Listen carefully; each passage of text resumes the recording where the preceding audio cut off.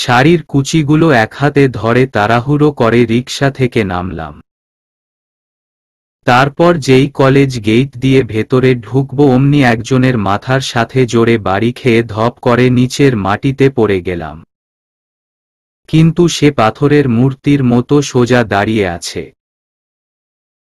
আমার মাথাটা গেল রে, নিশ্চয়ই ফেটে গেছে। কে রে?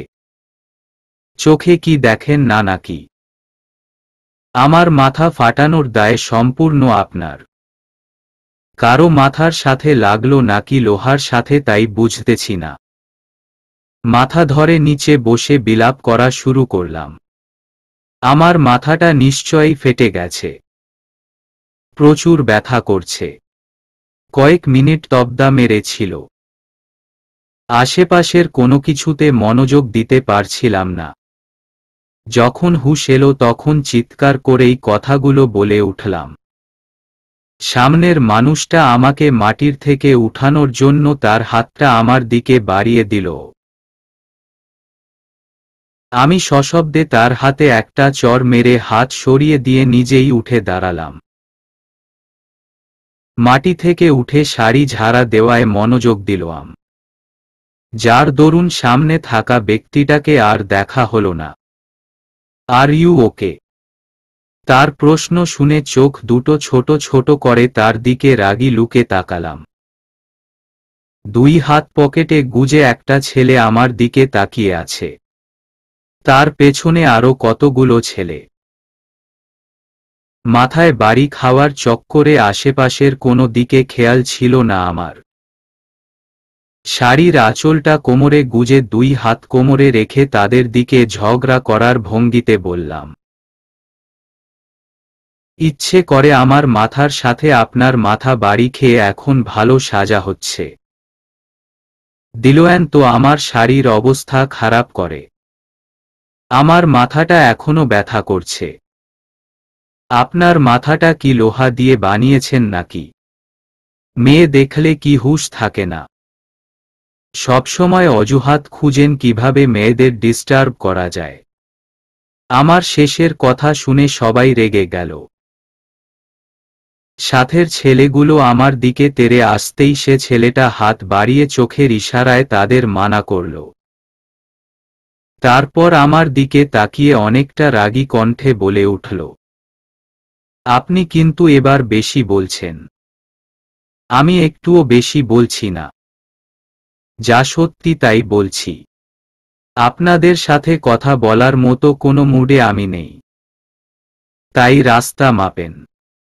যত সব মুডটাই খারাপ করে দিল। পরপর দুইবার ভেঙচি কেটে তাদেরকে সাইড কাটিয়ে সামনের দিকে চলে গেলাম।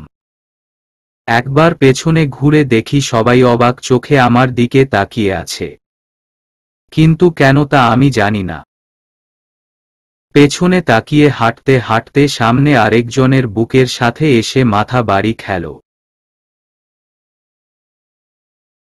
আজকের দিনটাই খারাপ আমার। আমি মাথায় শুধু বাড়িই খাচ্ছি। বিরক্তি মাখা মুখ নিয়ে মাথা উঠিয়ে দেখি লোকটা আর কেউ নয়, আমার খালাতো ভাই তাং। চোখ দুটো হাতির চোখ করে আমার দিকে তাকিয়ে আছে। ভাইয়া কপাল কুঁচকে বলল, চোখ কোথায় রেখে হাঁটিস নোভা? পেছনে তাকিয়ে হাঁটতে হাঁটতে না জানি কখন কিছুর সাথে বেজে উষ্ঠা খেয়ে পড়িস। আর শাড়ি খুলে তেরটা বেজে যায়। এত সময় লাগে তোর? তোর জন্য অপেক্ষা করতে করতে আমার মাথার চুল সাদা হওয়ার জোগাড়। 1 মিনিট কারো সাথে ঝামেলা করিস নি তো আবার? এই তোর মাথায় কি ভালো কিছু ঘুরে না রে? সব সময় আমি ভেজাল করতে কলেজে আসি। আজকে একটা অনুষ্ঠানের দিন, সেখানে আমি ভেজাল করব? এতটা বোকা এই নোভা নয়। আমার বিশ্বাস হচ্ছে না। তোর বিশ্বাসের গুল্লি মারি। তন্নি কোথায়? স্টেজের ভেতর বসে আছে। আমি তোকে নিতে এসেছি। আর 5 মিনিট দেরি করলে আমি বাসায় যেতাম। সেখান থেকে কান ধরে তোকে নিয়ে আসবো বলে। একে তো আমাকে রেখে চলে এসেছিস, তার মধ্যে এত কথা। যা ভাগ সামনের থেকে। এখানে দাঁড়িয়ে কি ঝগড়া করবি শাকচুন্নি? নাকি ভেতরেও যাবি? তাং ভাইয়া, একদম শাকচুন্নি বলবি না। আমি কি তোকে এখন পাঠা বলি? দেখ, আমি মোটেও ঝগড়া করার মুডে নেই। ভেতরে চল। আমি কিছু বলার জন্য মুখ খুলেছিলাম, তার আগেই তাং ভাইয়া আমার হাত ধরে টেনে ভেতরে নিয়ে গেল। স্টেজের ভেতরে তন্নির পাশে বসিয়ে কোথায় জানি চলে গেল। আজকে দুটোর সাথে মাথায় বাড়ি খেলাম, কিন্তু কাউকে মন মতো বকতে পারিনি বলে গাল ফুলিয়ে বসে রইলাম। তন্নি জিজ্ঞেস করল, কি হয়েছে নোভা আপু তোমার? মুখটাকে এমন পেঁচার মতো করে রেখেছ কেন? একদম কথা বলবি না। সবকিছু তোর জন্য হয়েছে। আমি কি করছি? তোরা ভাইবোন ইচ্ছে করে আমার সাথে এমনটা করেছিস। আমাকে একা রেখে চলে এসেছিস। আমার কবিতা আবৃত্তি ছিল, তোমাকে তো বললাম আজ আমার জলদি যেতে হবে, কিন্তু তুমি তো শুনলে না। সকাল 8টা পর্যন্ত পড়ে পড়ে ঘুমালে। তৈরি হওয়ার সময় তোমাকে তো ঠেলে ধাক্কিয়েও উঠাতে পারলাম না। তোমাকে যখন জিজ্ঞেস করলাম আমি কি চলে যাব, তুমি কি আমাদের সাথে যাবে, তখনই স্পষ্ট করে কাট কাট গলায় বললে যে তোরা চলে যা, আমি একা চলে যেতে পারবো। ঘুমের মধ্যে আমি কি বলেছি তা নিজেও জানি না। তাই বলে আমাকে একা রেখে চলে আসবি? আমাদের কি দোষ? তুমিই তো বললে। তোরা থাকলে কি এত কাহিনী হতো? না আমি তাড়াহুড়ো করে আসতাম, না ওই ছেলের সাথে ঝামেলা হতো। তন্নি অবাক হয়ে বলল, কোনো ছেলের সাথে আবার ঝামেলা করেছ? আজকের দিনেও এসব ছাড়নি? বকর বকর করিস না তো, মেজাজ গরম আছে। ঠাস করে কানের নিচে দুটো দিয়ে বসতে পারি। আমার কথা শুনে তন্নি চুপ হয়ে গেল। আজ আমাদের কলেজে পূর্ণমিলনী অনুষ্ঠান। প্রতি 20 বছর পর এই অনুষ্ঠানের আয়োজন করা হয়। সেই উপলক্ষে 2 দিনের জন্য বিভিন্ন সাংস্কৃতিক অনুষ্ঠান রাখা হয়। সাথে থাকে বিভিন্ন রকম প্রোগ্রাম। নতুন পুরাতন সকলের জন্য এই 2টা দিন অনেক আনন্দের। পুরাতন সবার সাথে দেখা সাক্ষাৎ হয়। কত আনন্দ যে হয় এই 2 দিন, তা বলে বোঝানো যাবে না। সেই উপলক্ষে আমি ও তন্নি রানী গোলাপি পাড়ের কালো শাড়ি পরে এসেছি। আশেপাশে মানুষের গিজগিজ। আপনাদের এবার শর্ট করে আমার পরিচয়টা দিয়ে দেই। আমি নোভা ইসলাম, গ্রামের এক মধ্যবিত্ত বাবা মায়ের বড় মেয়ে। আমার কোনো ভাই নেই। আমার পর আমার এক ছোট বোন। বাবা এক ঔষধ কোম্পানিতে চাকরি করে, আর মা আমাদের গ্রামের প্রাথমিক বিদ্যালয়ের শিক্ষিকা। এতক্ষণ যে মেয়ের সাথে কথা বললাম সে হলো আমার একমাত্র খালামণির মেয়ে। তন্নিরা এক ভাই এক বোন। বড় ভাই তানভীর রহমান তাং আর ও তনিমা রহমান তন্নি। পড়াশোনার সুবাদে আমাকে খালামণিদের বাসায় থাকতে হয়। এবার অনার্সে অ্যাকাউন্টিংয়ে 2য় বর্ষে আছি। তন্নি আমার থেকে পাক্কা 1 বছরের ছোট। ও এবার ম্যানেজমেন্ট বিভাগের 1ম বর্ষে। তাং ভাইয়া এই কলেজের স্টুডেন্ট। সেই হিসেবে আজ সেও এসেছে। স্টেজের মধ্যে বক্তারা বকর বকর করেই যাচ্ছে, কিন্তু আমার সেদিকে খেয়াল নেই। তবে ধ্যান ভাঙল তন্নির কথায়। আপু, একটু ওয়াশরুমে যাব, চলো না? ওকে চল। ভিড় ঠেলে কোনোরকম তন্নিকে ওয়াশরুমে যাওয়ার ব্যবস্থা করে দিলাম। কিন্তু বিপত্তি ঘটল আসার সময়। বাগানের দিকটায় ততটা মানুষ নেই, বলতে গেলে ফাঁকাই বলা যায়। নাচ শুরু হয়েছে বলে সবাই স্টেজের দিকে ছুটেছে। সেই বাগানের দিকে কতগুলো বখাটে ছেলে দাঁড়িয়ে আছে। তাদের দেখে আমি ও তন্নি দুজনেই হাঁটার গতি বাড়িয়ে দিলাম। হঠাৎ করে আমার শাড়ির আঁচলে টান পড়তেই পেছনে ঘুরে তাকালাম। তারপর যা দেখলাম তা সহ্য করার মতো অবস্থায় আমি নেই। একটা ছেলে আমার আঁচল ধরে দাঁড়িয়ে আছে, ইচ্ছে করছে ঠাটিয়ে একটা চর মারতে। আমি 2 হাত ঘষে থাপ্পড় মারার প্রস্তুতি নিয়েও ফেললাম, কিন্তু তখনই পেছনে থেকে কেউ গম্ভীর কণ্ঠে বলে উঠল, কি হচ্ছে এখানে? হঠাৎ করে আমার শাড়ির আঁচলে টান পড়তেই পেছনে ঘুরে তাকালাম। তারপর যা দেখলাম তা সহ্য করার মতো অবস্থায় আমি নেই। একটা ছেলে আমার আঁচল ধরে দাঁড়িয়ে আছে, ইচ্ছে করছে ঠাটিয়ে একটা চর মারতে। আমি 2 হাত ঘষে থাপ্পড় মারার প্রস্তুতি নিয়েও ফেললাম, কিন্তু তখনই পেছনে থেকে কেউ গম্ভীর কণ্ঠে বলে উঠল, কি হচ্ছে এখানে? আমি পেছনে ঘুরে কথা বলার মানুষটার দিকে তাকালাম। তাকে দেখে মাথাটা আরো বেশি গরম হয়ে গেল। এটা তো তখনকার ছেলেটা, যার সাথে গেট দিয়ে ঢুকতে গিয়ে মাথায় ধরাম করে বাড়ি খেয়েছিলাম।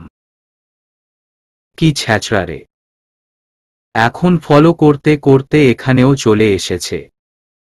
তাকে দেখে যে ছেলেটা আমার আঁচল ধরে রেখেছে সে জলদি করে আঁচল ছেড়ে দিয়ে আমতা আমতা করে বলল, কিছু হইতাছে না বড় ভাই, আমরা তো জাস্ট এমনি দাঁড়িয়ে আছি। সাথের ছেলেগুলোকে উদ্দেশ্য করে, ওই চল তোরা। আমি অবাক চোখে ছেলেগুলোর দিকে তাকিয়ে রইলাম। প্রত্যেকটার চোখে ভয়, কিন্তু এই পুচকে ছেলেটাকে ভয় পাওয়ার মতো কোনো কারণ আমি খুঁজে পেলাম না।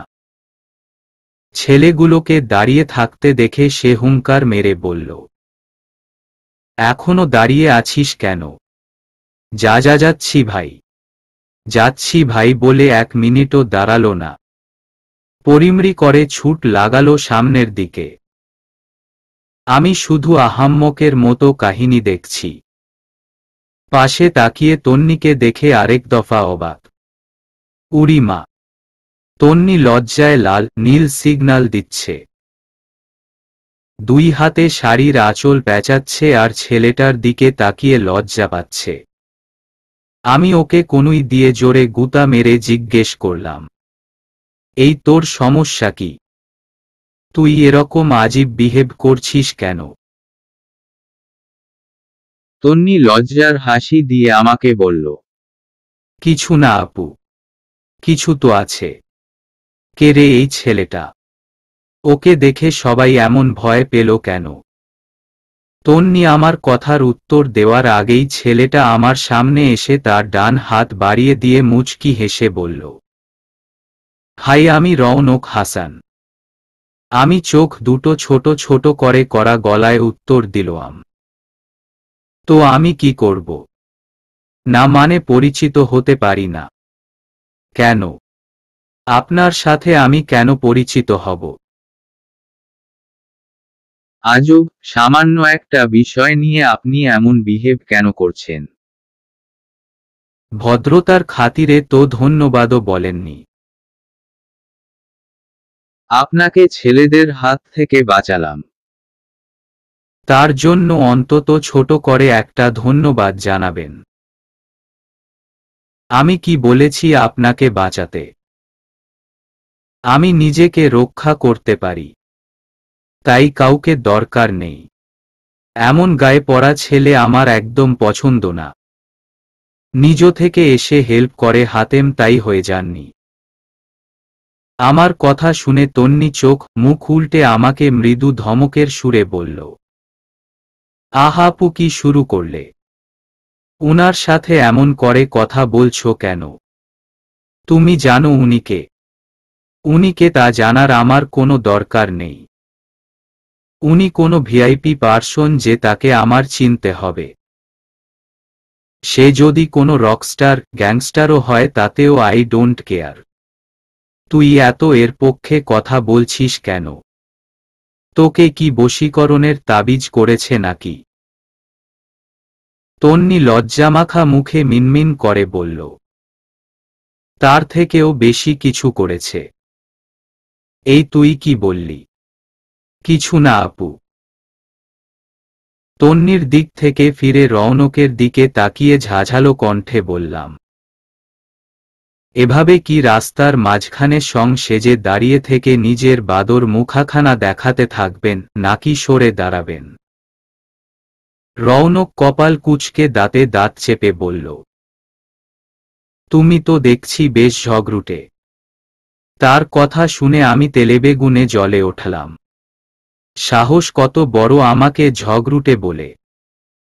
আজ তার একদিন কি আমার যতদিন লাগে। এই বেডা এই ঝগড়ুটে কাকে বলেন? হ্যাঁ, চোখ তুলে মার্বেল খেলবো বলে দিলাম। কথাবার্তা সাবধানে, নয়তো আমি কি করতে পারি তা আপনার ধারণারও বাইরে।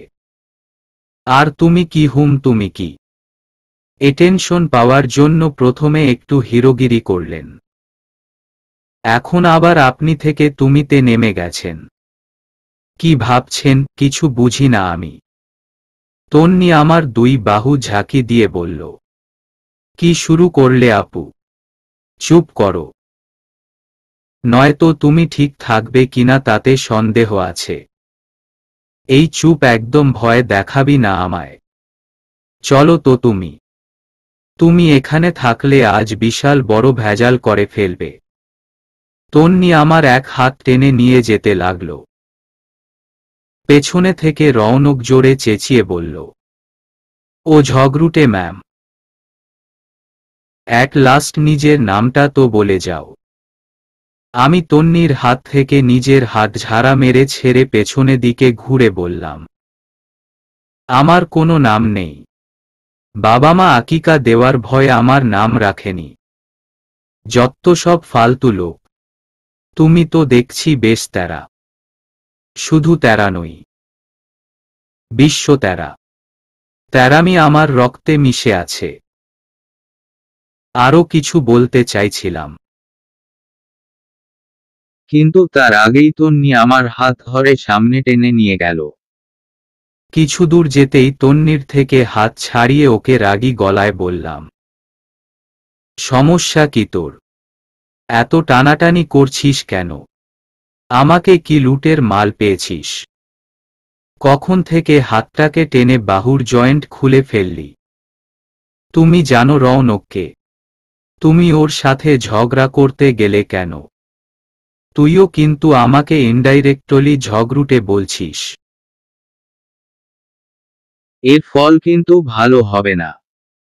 তুই ওর পক্ষে আর কথা বলিস না, আমার সহ্য হচ্ছে না। দয়া করে একটু থামো তুমি নোভা আপু। রৌনক কিন্তু আমাদের কলেজের নতুন ভিপি।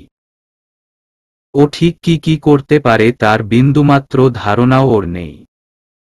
আমি ডোন্ট কেয়ার ভাব নিয়ে শাড়ির আঁচল ঠিক করতে করতে বললাম, সেই যেই হোক। এই নোভা কাউকে ভয় পায় না। তুমি কি শুনছো আমি কি বলছি? আমি কিছু শুনতে চাইছি না। আপু, রৌনক ভাইয়া এই কলেজের নতুন ভিপি। তুমি শুনতে পেয়েছো আমি কি বলেছি? এতক্ষণে ওর কথা আমার কর্ণগোচর হল। তন্নির দিকে তাকিয়ে চোখ দুটো রসগোল্লা করে ফেললাম। তারপর একটা শুকনো ঢোক গিলে আমতা আমতা করে বললাম, কি বলিস এসব? আগের ভিপি ইউভি কই? ওরে আল্লাহ, এখন কি হবে? আমি তো না জেনে কত কিছু বলে ফেললাম। ইউভি অ্যাক্সিডেন্ট করছে, তার অবর্তমানে রৌনক সব সামলাচ্ছে। তুমি কত কি বলে দিল তাকে। এখন কি করে বাঁচবে তাই ঠিক করো। তুই আমাকে আগে বলবি না? তুমি আমাকে বলার সুযোগ দিয়েছ। হ্যাঁ রে তন্নি, আমার কি হবে এবার? তুই তো জানিস এই কলেজ বিশ্ববিদ্যালয়ের সিনিয়র স্টুডেন্ট ভিপিটিপিকে আমি কত ভয় পাই। আর আমি নিজে ভিপির সাথে ভেজাল করলাম। এখন ভয় পাচ্ছ কেন? তখন তো আমার কথা শুনতেই চাচ্ছিলে না। আমি তন্নির দিকে তাকিয়ে নিজের মনে বিড়বিড় করে বলে উঠলাম, ভাগ নোভা ভাগ। আপাতত আজকে এখান থেকে কেটে পড়, কালকে বাকিটা দেখে নিস। তন্নি আমাকে জোরে ধাক্কা দিয়ে জিজ্ঞেস করল, কি বলছো নোভা আপু? আমি তন্নির কথায় মনোযোগ দিতে পারলাম না। তার আগেই আমার চোখ পেছনে চলে গেল। তাকিয়ে দেখি রৌনক তার দলবল নিয়ে এদিকেই আসছে। আমি তন্নিকে উদ্দেশ্য করে বললাম, কিছু না রে বইন। আমি এখন দফা হয়ে যাব। কথাটা বলেই এক হাতে কুচি ধরে আরেক হাতে কোনোরকম শাড়ি উঁচু করে দিলাম ভৌ দৌড়। আমাকে আর পায় কে? পেছনে থেকে তন্নি জোরে চেঁচিয়ে বলছে, আপু কোথায় যাও? এই আপু? কে কার আপু? এবারের সংগ্রাম দৌড় দেওয়ার সংগ্রাম। এবারের সংগ্রাম এখান থেকে পালানোর সংগ্রাম। এয়ারপোর্টে বসে ঘুমু ঘুমু চোখে হাই তুলছি আর তাং ভাইয়াকে বিড়বিড় করে বকছি, এই সাত সকালে কার ভালো লাগে ঘুম ছেড়ে এখানে বসে থাকতে? তাং ভাইয়ার কোনো জানে জিগার দোস্ত নাকি আজকে আসবে? তার জন্য ভাইয়া আমাকে সকালে ফজরের নামাজ পড়ে আর ঘুমাতেই দেয়নি। আমার লাগছে বিরক্ত। কোথাকার কোনো লাট সাহেব আসবে, তার জন্য আমাকে কেন আসতে হবে? তোর বন্ধু আসবে তাই তুই আসবি। তা না করে আমাকে ও বাজিয়ে নিয়ে আসছে। আমি একা আসব কেন? তাই সাথে তন্নিকেও নিয়ে এসেছি। আমি এয়ারপোর্টে বসে ঝিমাবো আর তন্নি বাসায় ঘুমাবে, তা তো হতে দিতে পারি না আমি।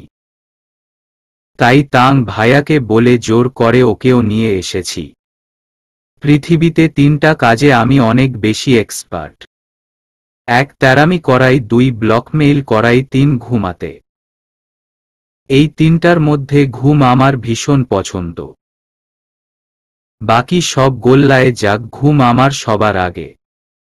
সেই ঘুম ভাঙিয়ে এখানে নিয়ে এসেছে। একবার ডিপলি চিন্তা করেন তো, এসব কি মানা যায়? তন্নিও আমার সাথে বসে ঝিমোচ্ছে। ওকে ধাক্কা মেরে বললাম, কোথাকার কোনো নবাবজাদা আসবে রে তন্নি? আমার কিন্তু আর সহ্য হচ্ছে না। তাং ভাইয়া পাইছেটা কি?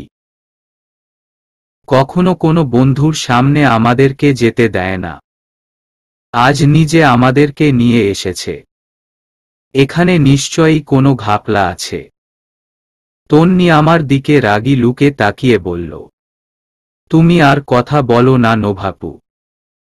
তোমাকে ভাইয়া নিয়ে আসবে, তার সাথে আমাকে কেন জড়ালে? কাল রাতে এমনি ফেসবুক চালিয়ে একটার পর ঘুমিয়েছি। ভাবছি সকালে বেশি সময় ঘুমাবো। তা আর হলো কই? নিজে আসবে বলে আমাকেও নিয়ে এলে। আমি তোমার কোনো পাকা ধানে মই দিয়েছি গো, যার জন্য আমার সাথে এই শত্রুতা? তুই আমার কোনো পাকা ধানে মই দিসনি। মই তো দিয়েছে তোর বিটকেল ভাই। এই বেডার তো আমার ভালো সহ্যই হয় না। কোথায় ভাবছি একটু আরাম করে ঘুমাবো, তা আর হলো কোথায়? কড়া গলায় তোর ভাই বলে দিল, যদি আমি এখন না যাই তাহলে রাতের পূর্ণমিলনী অনুষ্ঠানের কনসার্টে আনবে না। আমাকে ব্লকামেইল করে। ভেবে দেখেছিস কি খবিস? তোমাদের মধ্যে আমারে কেন টানলা বইন? আমি একটা ক্রূর হাসি দিয়ে বললাম, আমি এয়ারপোর্টে বসে মশা মারবো আর তুই বাসায় আরমোচে ঘুমবি, তা তো আমি হতে দিব না। দিনটায় খারাপ আমার। কার মুখ দেখে যে সকাল বেলা উঠছি আমি? তোর ভাইয়ের। আমি মুখ টিপে হেসে কথাটা বললাম। তন্নি কিছু বলল না, তবে একটা খায়া ফালামু লুক দিল, যেটাকে আমি তোয়াক্কা করে ভেঙচি কেটে চুপ হয়ে বসে আশেপাশের পরিবেশ দেখতে ব্যস্ত হয়ে পড়লাম।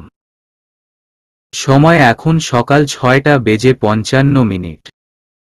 7টায় বিমান এয়ারপোর্টে ল্যান্ড করবে। শীত বুড়ি এখনো বাংলাদেশে আসেনি, তারপরেও চারদিকে একটা শীত শীত ভাব। এসির নিচে বসে থেকে কিছু সময় পর পর কেঁপে উঠছি। এবার ঠান্ডা না লাগলেই রক্ষা। তাং ভাইয়া ও তার কয়েকজন বন্ধু মিলে একটু ভেতর দিকে গিয়েছে, যে আসবে তাকে রিসিভ করতে। আর আমরা চেয়ারে বসে এসির তোড়জোড়ে কাঁপছি। আমার সাধের ঘুমটা নষ্ট করাই আরো কয়েকবার তাং ভাইয়া ও তার লাট সাহেব বন্ধুকে মনে মনে আরেক দফা বকলাম। হঠাৎ তন্নি আমাকে ডেকে বলল, এই আপু, শুনো না। বল। আমার না অনেক শীত করছে, এসির পাওয়ারটা একটু কমিয়ে দিতে বলবে? প্লিজ একটু বলো না। বলতে পারি, তবে এক শর্তে। আবার কিসের শর্ত? তুই তো জানিস কে আসবে, তার নামটা বল। কে আসবে সত্যি আমি জানি না। সত্যি? হ্যাঁ গো আপু। আমি ওর দিকে তাকিয়ে হতাশ হলাম, কারণ ওর চোখ বলছে ও মিথ্যে বলছে না। কিন্তু কে আসতে পারে তার ধারণা আমারও নেই। আর যেখানে তাং ভাইয়া নিজে আমাদেরকে তার কোনো বন্ধুর সামনে যেতে দেয় না, সেখানে আমাদের নিয়ে এসেছে। নিশ্চয়ই কোনো বড় কারণ আছে। তাই আমি সেই ব্যক্তির নাম জানার জন্য উসখুস করছি। হঠাৎ একটা কথা খেয়াল হতেই আমি কিছুটা নড়েচড়ে বসে তন্নিকে জিজ্ঞেস করলাম, তন্নি, আবার কি হলো? তাং ভাইয়ার কোনো বন্ধু বিদেশে থাকে, তা তো তুই জানিস তাই না? হ্যাঁ তা তো জানি। ভাইয়ার 2টা বন্ধু প্রবাসে থাকে। তার মধ্যে বেশি ক্লোজ কে? 2 বন্ধুই ক্লোজ, তবে তাদের আসার সম্ভাবনা একদম নেই, কারণ কয়েক বছর হলে মাত্র গেল। এছাড়া অন্য কেউ নেই। আর তো মনে পড়ছে না। একটু মনে করার চেষ্টা কর। তন্নি কিছু সময় নিজের ব্রেনের ওপর চাপ দিল, তারপর হুট করে বলল, ও আমার আল্লাহ, আমি তার কথা ভুলে গেলাম কি করে। আমি সিউর আজকে সেই ভাইয়া আসছে। কে? এনাজ ভাইয়া? এই এনাজটাকে? তাকে তো কখনো দেখিনি। তুমি দেখবে কি করে? তুমি আমাদের বাসায় আসার আগের সপ্তাহে ভাইয়া তার কাজের ট্রেনিংয়ের জন্য অস্ট্রেলিয়া চলে গেছে। বলছে 1 বছর পর ফিরে আসবে। আজ এনাজ ভাইয়া আসবে। সাথে নিশ্চয়ই তার ছোট ভাই এনামও আসবে। এনাজ ভাইয়া আর তাং ভাইয়া একে অপরের কলিজার টুকরো।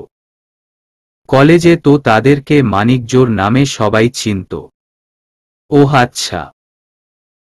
কিন্তু তার জন্য আমাদের আনার কি দরকার ছিল? আমিও জানি না।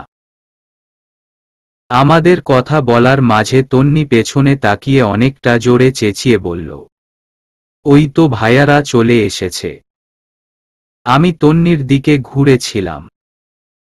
তন্নির চিৎকারে ঘাড় ঘুরিয়ে পেছনে তাকালাম। তাং ভাইয়ার হাতে লাগেজ, আর তার সাথে 5 ফুট 8 ইঞ্চির শ্যাম বর্ণের একটা ছেলে। আমার মনে হলো এটাই এনাজ হবে। গায়ের কোট খুলে এক হাতে ভাঁজ করে ফেলে রাখছে। ডিপ ব্লু শার্টের ওপর অ্যাশ কালারের কটি, সেম কালারের প্যান্ট, পায়ে শু জুতা, পুরো ফর্মাল ড্রেস আপ। শুধু চুলগুলো এলোমেলো।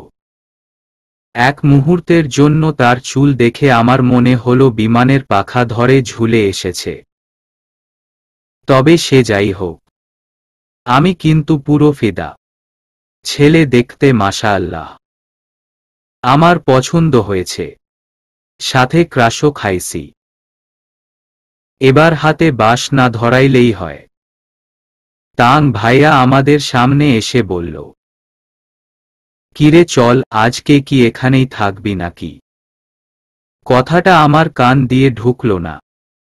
আমি তোহা করে ওই এনাজকে গিলছি। এত সুন্দরও কোনো বাঙালি ছেলে হয়? বইন, তোরা কিসের কোরিয়ান ছেলের কথা বলিস? আমি তো বাঙালি ছেলে দেখেই ফিদা হয়ে গেছি। তন্নির কনুইয়ের গুতায় আমার হুঁশ ফিরল। কানের কাছে বিড়বিড় করে বলল, আপু, এবার মুখটা বন্ধ করো। হ্যাঁ রে তন্নি, এটাই কি এনাজ? জি হ্যাঁ, মাশাআল্লাহ, আমি তো ক্রাশ খাইছি।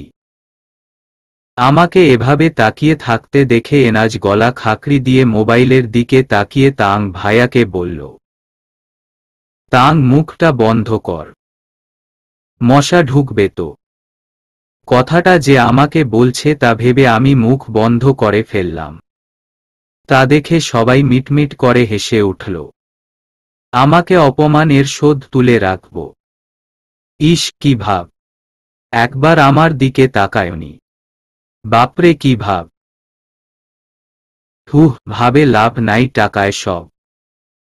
তার পিছনে আরেকটা ছেলেকে সেম গেটআপে দেখলাম, শুধু ড্রেসের কালার চেঞ্জ। এনাজের সাথে চেহারার অনেকটা মিল। মেবি এটাই এনাজের ভাই এনাম। আমার সাথে একটা কথাও বলল না। হঠাৎ এনাজ আমাদের দিকে হাত বাড়িয়ে দিল। আমি তো হেব্বি খুশি। যেই হাত মিলানোর জন্য আমিও হাত বাড়ালাম তখনই এনাজ বলল, কেমন আছো তন্নি? আলহামদুলিল্লাহ, ভালো আছি। আপনি কেমন আছেন? আলহামদুলিল্লাহ, ভালো। তন্নির সাথে হাত মিলিয়ে নিজের পকেটে হাত গুজে রাখল। আবার অপমান। আর তো সহ্য করা হচ্ছে না। গটগট পায়ে একাই এয়ারপোর্ট থেকে বের হয়ে আগ থেকে গাড়িতে গিয়ে বসে পড়লাম। একটু পর সবাই চলে এলো। গাড়িতে আমি ভুলেও ওই আনাইজ্জার দিকে তাকাইনি। রাগে, অপমানে আমার সারা শরীর জ্বলছে। পইপি করে আমি সব হিসেব রাখছি। সময়মতো সুদ শুদ্ধ উসুল করব। বাসায় এসের আগে কারো সাথে কথা বললাম না। নিজের রুমে গিয়ে ফ্রেশ হয়ে নিলাম। এনাজ, এনামও আমাদের সাথে এসেছে। খালামণি নয়তো কুরুক্ষেত্র করে ফেলবে। এনাজ এনামকে খালান্নি নিজের ছেলের চোখে দেখে। সকালের নাস্তা এই বাসায় করবে। ফ্রেশ হয়ে তোয়ালে দিয়ে মুখ মুছতে মুছতে বের হতেই দেখি খালামণি এসে হাজির। হাতের শরবতের ট্রে দিয়ে আমাকে বলল, নোভা, এই শরবতের ট্রেটা একটু তাঙের রুমে দিয়ে আয়। আমার চুলোয় রান্না আছে। ছেলেগুলো এতদূর থেকে এলো 9টার মধ্যে, যদি ওদের খাবার না দিতে পারি বিষয়টা কিরকম দেখায় তুই বল। কিন্তু তাং ভাইয়া তো বকবে আমায়। তুমি তো জানো ভাইয়া তার কোনো বন্ধুর সামনে যাওয়া পছন্দ করে না। তন্নি তো ওয়াশরুমে। নয়তো ওকেই বলতাম, তুই একটু জানা রে মা। আচ্ছা, যাচ্ছি। তবে ভাইয়া বকা দিল, সব দোষ তোমার। খালামণি মুচকি হেসে আমার হাতে ট্রে দিয়ে চলে গেল। আমি ওড়না দিয়ে ঘোমটা টেনে তাং ভাইয়ার রুমের দিকে গেলাম।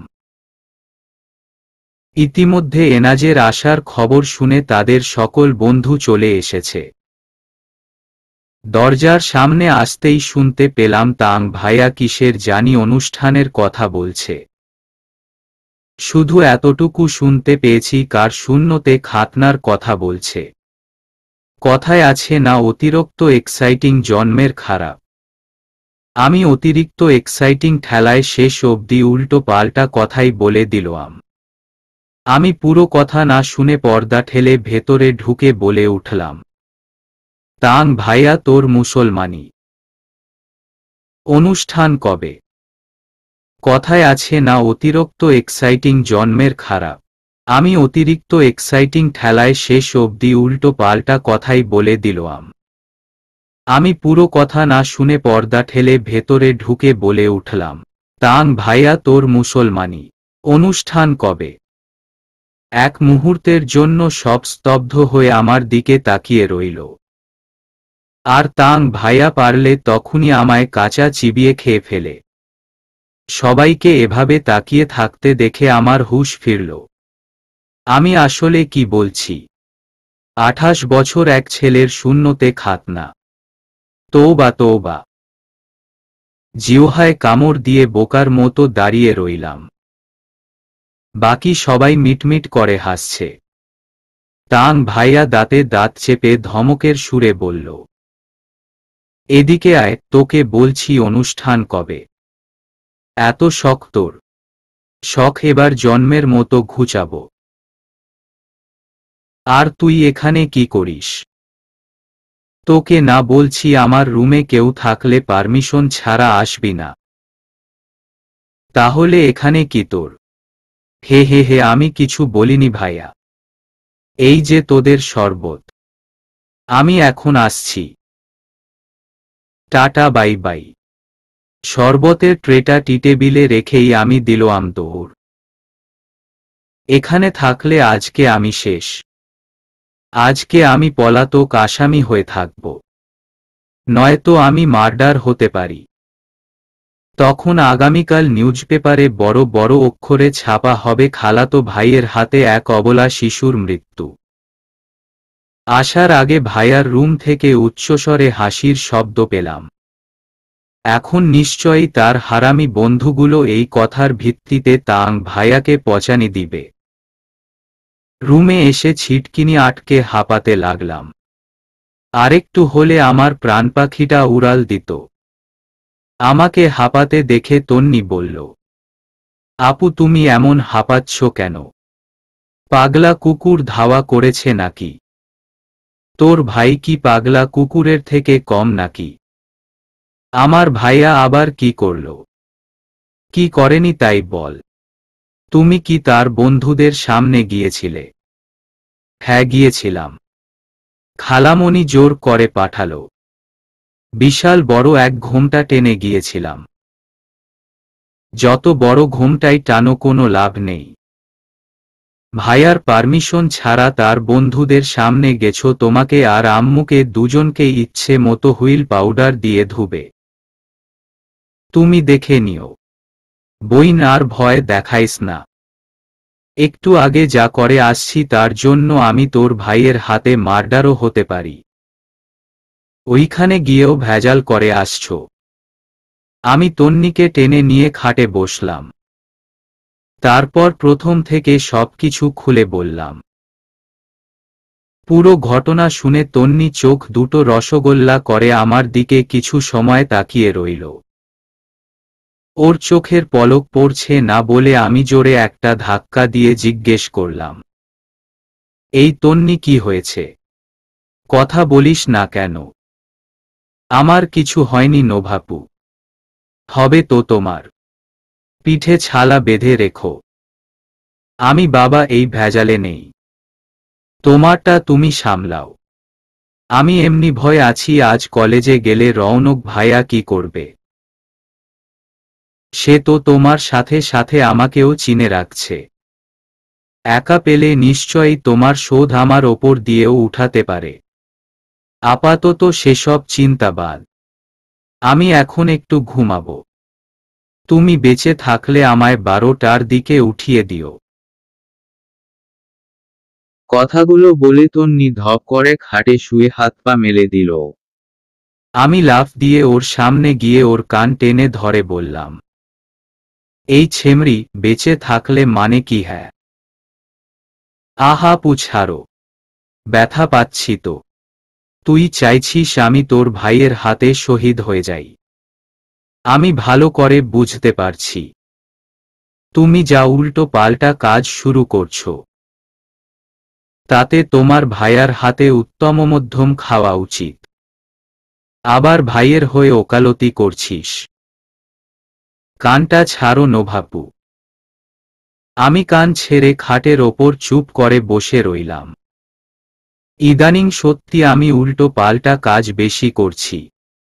এর জন্য না আবার বিপদে পড়তে হয়। সারাটা দিন শুয়েবসে কাটল। দিনের বেলা আমাদেরকে কলেজে যেতে মানা করছে তাং ভাইয়া। শাসিয়ে বলে গেছে যদি দিনের বেলা কলেজে যাই তাহলে রাতের কনসার্টে নিবে না। সেই ভয় দিনে কলেজে যাওয়ার নামও নেইনি। সারাদিনে তাং ভাইয়ার সামনেও পড়িনি। নয়তো বাহাতে এমন চটকনা দিত যে আমি আর কানে শুনতাম না। ভাইয়া বন্ধুদের নিয়ে দুপুরের পর বের হয়েছে, এখনো আসার নাম নেই। সন্ধ্যা হতেই আমরা তৈরি হতে ব্যস্ত হয়ে পড়লাম। রাতের কনসার্টের জন্য একটা অ্যাশ কালারের কুর্তি পরব, সাথে সেম রঙের হিজাব বাঁধব। মুখ ধুয়ে ফ্রেশ হয়ে আসতেই দেখি তন্নি বিশাল বড় একটা নীল রেপারে প্যাঁচানো গিফট বক্স হাতে নিয়ে দাঁড়িয়ে আছে। ওকে উদ্দেশ্য করে জিজ্ঞেস করলাম, এটা কি? তোমার জন্য নোভাপু। কে দিল? তাং ভাইয়া মানুষ দিয়ে পাঠিয়ে দিয়েছে। এটা নাকি তোমার এক শুভাকাঙ্ক্ষী তোমাকে গিফট করেছে। আমার শুভাকাঙ্ক্ষী আবার কে? তা তো তুমি ভালো বলতে পারবে। আমি তো জানি না। নাও ধরো। তোমার জন্যও পাঠিয়েছে। আর সকালে আমাকে এনাজ ভাইয়া একটা হালকা গোলাপি রঙের শাড়ি গিফট করেছে। আমি ভাবছি আজ সেটাই পরে যাব। তুমি খুলে দেখো ভেতরে কি আছে। তন্নি আমার হাতে গিফট বক্সটা হাতে ধরিয়ে ও তৈরি হতে চলে গেল। এনাজ ওকে যে শাড়িটা দিয়েছে সেটা আমাকে দেখিয়ে খালামণির কাছে পড়তে চলে গেল। আমি বোকার মতো গিফট বক্স হাতে বসে রইলাম। আমাকে কে গিফট করতে পারে? আমি তো সেই মানুষটাকে খুঁজে পাচ্ছি না। গিফট বক্সটা খুলতেই সেখানে আকাশী রঙের একটা শাড়ি দেখতে পেলাম, সাথে সিম্পল কিছু জুয়েলারি, ব্লাউজ, পেটিকোট, হিজাবও আছে, সাথে একটা হলুদ রঙের চিরকুট। সেটাকে হাতে নিলাম। জিনিসপত্রগুলো পাশে রেখে চিরকুট খুললাম। চিরকুটে লেখা ছিল, ডিয়ার মাই লাভ, তোমার লাজুক চোখ দেখে ভালোবেসেছি। তোমার ওই লুকানো হাসি ভালোবেসেছি। তোমার মায়া লতানো মায়া ভালোবেসেছি। শুধু তোমাকে নই, তোমার সব কিছুকেই ভালোবেসেছি। এতটাই ভালোবাসি যে যখন তোমার এলোমেলো চুলগুলো লুটেপুটে খায় তোমার অধরে, আমার খুব হিংসে হই। এতটা হিংসে হয় যে ইচ্ছে করে ওকে সরিয়ে বলতে এটা শুধু আমার অধিকার। এখানে ছুঁয়ে দেওয়ার অধিকার আর কারো নেই। আমি তোমাকে শোনাবো সে সব কথা। চলো আমরা একটি গল্পের আসর জমিয়ে ফেলি, কারণ আমি হৃদয়ের কথা বলতে ব্যাকুল। হবে কি আমার মনের রাজ্যের রানী। কথা দিচ্ছি সারা জীবন আগলে রাখব। সুযোগটা কি দিবে প্রেয়সী? আমি তোমার উত্তরের আশায় থাকব। শাড়িটা কিন্তু পরে আসবে। কতদিন যে তোমাকে মন ভরে দেখি না। আজ মন ভরে তোমাকে দেখব। দেখব আমার প্রেয়সীকে আমার প্রিয় রঙের শাড়িতে ঠিক কতটা সুন্দর লাগে। জলদি চলে এসো। আমি অপেক্ষা করছি তো। আমার কিন্তু আর তর সইছে না। আর হ্যাঁ শুনো, ভালোবাসি প্রিয়তমা। ইতি তোমার ভালোবাসার কাঙাল। চিরকুটটা পরে থুম মেরে বসে রইলাম। কে হতে পারে এই মানুষটা? আমার কাছের কেউ নাকি দূরের? বেশি কিছু ভাবতে পারলাম না। তার আগেই তন্নি রেডি হয়ে এসে আমাকে তাড়া দিতে লাগল। শাড়িটা পরতে চাইছিলাম না, কিন্তু তন্নির জোরাজুরিতে পরতে হলো। তৈরি হতে হতে রাত 8টার বেশি বেজে গেল। আমাদের নিতে তাং ভাইয়া এনাজকে পাঠিয়েছে। শাড়ি পরে হিজাব বেঁধে বাইরে যেতেই দেখি এনাজ বাইকের ওপর বসে এদিক সেদিকে তাকাচ্ছে। তন্নি মৃদুস্বরে ডাক দিল, এনাজ ভাইয়া। আরে তোমরা এসে। পুরো কথা শেষ হওয়ার আগে আমার দিকে তাকালো, তাকিয়ে হা করে রইল। তার চোখের পাপড়িগুলো যে কেঁপে কেঁপে উঠছে তা আলো না থাকলে বুঝতেই পারতাম না। তাকে আজ কম সুপুরুষ লাগছে না। নতুন করে আরেকবার ক্রাশ খাইছি। সাদা পাঞ্জাবির সাথে আকাশি রঙের কটি, সাদা পায়জামা, সাদা জুতো, চোখে কালো সানগ্লাস, চুলগুলো এখনো এলোমেলো। এই ছেলের বোধহয় এলোমেলো চুল ভীষণ পছন্দ। আমার মনে হচ্ছে চুল ও সানগ্লাস সাদা হলে আরো বেশি সুন্দর লাগত। তাকে এভাবে তাকিয়ে থাকতে দেখে আমিও একটা ভাব নিলাম। আমিও এখন সকালের মতো ভাব নিব। একটুও পাত্তা দিব না। এনাজকে আমার দিকে তাকিয়ে থাকতে দেখে তন্নি মুচকি হেসে এনাজের চোখের সামনে তুড়ি বাজিয়ে বলল, ভাইয়া কলেজে কি যাবেন? নাকি এখানে দাঁড়িয়ে দাঁড়িয়ে কনসার্ট দেখবেন? হ্যাঁ হ্যাঁ চলো। অবশেষে আমরা কলেজে এসে পৌঁছালাম। চারিদিকে আলোকসজ্জায় ভরপুর। দিনের থেকে রাতে যেন পুরো কলেজটা আকর্ষণীয় লাগছে। চারিদিকে মানুষ গিজগিজ করছে।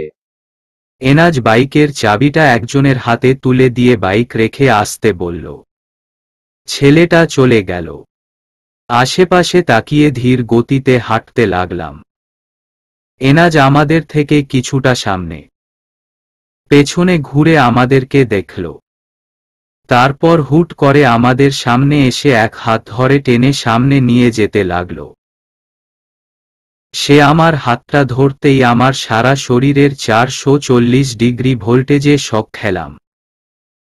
আমি একবার এনাজের দিকে আরেকবার ওর হাতের দিকে তাকাতে লাগলাম। আরেক হাতে তন্নিকে ধরে নিয়ে আসছি। তাং ভাইয়ার সামনে এসে আমার হাত ছেড়ে দিয়ে দূরে দাঁড়ালো। তাং ভাইয়া আমার দিকে একবার চোখ দুটো ছোট ছোট করে তাকালো। আমি তন্নির পেছনে লুকালাম। তন্নি কয়েকজনের সাথে কুশলাদি বিনিময় করল। আমি তেমন কাউকে চিনি বলে চুপ করে সাইডে দাঁড়িয়ে রইলাম। তারা সবাই খোশগল্প করছে। সাথে চলছে ঠাট্টা তামাশা, বিটকেল মার্কা হাসি। আমি ও তন্নি নীরব দর্শকের মতো তা দেখছি।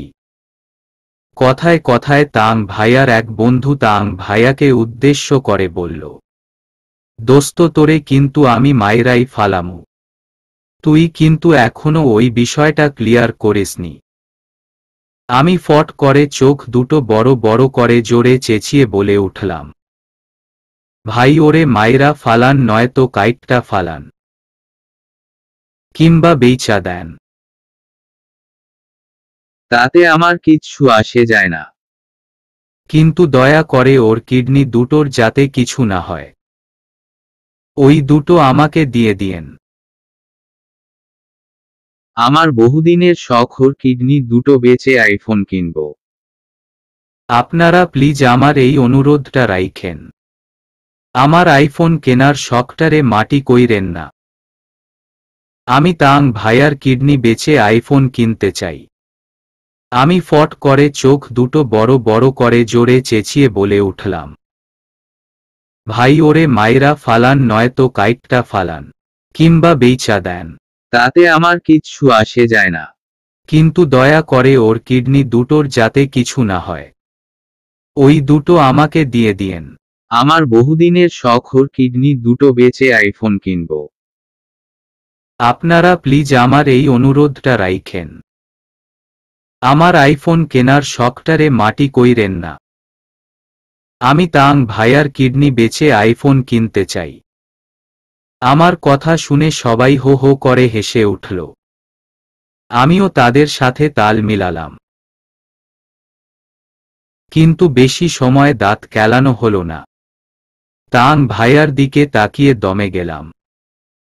সে যে দাঁতে দাঁত চেপে সবকিছু হজম করে নিচ্ছে তা আমি ভালো করে জানি। তবে পরে যে এর অবস্থা কি হবে তা একমাত্র আল্লাহ মালুম। আমার সাধের চুলগুলো আস্ত থাকলেই হয়। এর তো আবার আমার চুল টানাটানির অভ্যাস আছে। তাং ভাইয়ার সব ফ্রেন্ডরা এসেছে। একজন আমাকে আঙুল দিয়ে দেখিয়ে ভাইয়াকে উদ্দেশ্য করে জিজ্ঞেস করল, তাং, এই মেয়েটাকে তো ঠিক চিনলাম না। তাং ভাইয়া আমার দিকে তাকিয়ে দাঁত কিরমির করে উত্তর দিল, শাকচুন্নিকে চিনে কি করবি? এ আমাদের বাসার পাশে ড্রেনের সামনে কাগজ কুড়ায়। আমরা আবার দয়ালু মানুষ তো, তাই তিনবেলা খাবার দেই। আজ অনুষ্ঠান আছে জেনে গতকাল থেকে বায়না ধরেছে এখানে আসবে, তাই অসহায় মেয়েটাকে নিয়ে এলাম। আমি চেঁচিয়ে বলে উঠলাম, তাং ভাইয়া ভালো হবে না কিন্তু। এতে সবাই আরেক দফা হেসে নিল। তাং ভাইয়া আমার দিকে এগিয়ে এসে কিছুটা ঝুঁকে নিচুস্বরে বলল, তোকে শুধু একবার হাতের নাগালে পাই, তারপর মজা দেখাবো। খুব বেড়েছিস তুই। সকাল থেকে কিছু বলছি না বলে পার পেয়ে গেছিস তা ভাবিস না। আমি সব জমিয়ে রাখছি, একসাথে ফেরত দিব। বন্ধুদের সামনে আমি কোনো সিন ক্রিয়েট করতে চাই না, তাই এখন বেঁচে গেলি। ভাইয়ার এই ঠান্ডা স্বরের ধমকি অন্য সময় হলে আমি ভয় পেতাম, কিন্তু এখন যেহেতু এত মানুষের মাঝে আমাকে কিছু বলবে না তাই আমি একটা পৈশাচিক হাসি দিয়ে ভেঙচি কাটলাম। তাতে যেন ভাইয়া আরও চটে গেল। আমার সামনে থেকে সরে সবাইকে উদ্দেশ্য করে বলল, আরে কনসার্ট শুরু হয়ে যাবে, জলদি চল। এখন না গেলে দাঁড়িয়ে দাঁড়িয়ে মশা মারতে হবে। সবাই কনসার্টের স্টেজের দিকে ছুটল। ভাইয়া যে খুব শান্তপর্ণে আমার পরিচয়টা লুকালো তা আর কেউ না বুঝলেও আমি বুঝে গেছি। কিন্তু কেন তার উত্তর আমার ছোট মাথায় খুঁজেও পেলাম না। প্রায় 10-12 সারি পর আমরা বসলাম। আমার সাথে এনাজ আর তাং ভাইয়ার সাথে তন্নি বসেছে। এনাজ মহোদয় বসে বসে মোবাইল চালাচ্ছে। আমি কিছুটা উকি মেরে তার মোবাইলের দিকে তাকালাম। এতে সে সাথে সাথে মাথা উঠিয়ে আমার দিকে ভ্রু কুঁচকে তাকালো। আমি দাঁতগুলো দেখিয়ে মিনমিন করে বললাম, কিছু না। উনি কিছু সময় আমার দিকে তাকিয়ে থেকে আবার মোবাইলে মনোযোগ দিলেন। উনি এত মনোযোগ সহকারে গেম খেলছে যে আশেপাশের আর কিছুতে তার মনোযোগ নেই। কনসার্ট এখনো শুরু হয়নি। যাদেরকে গান গাইতে আনবে তারা এখনো এসে পৌঁছায়নি। আমার আবার চুপচাপ বসে থাকতে একটুও ভালো লাগে না। কি করা যায় তাই ভাবছিলাম। তাং ভাইয়াকে এখন ঝালানো যাবে না। সারাদিন যেই ডোজ দিয়েছি তাতে আমি সবার সামনে 2-4 ঘা খেতে পারি। তখনই আমার এনাজের কথা মাথায় এলো।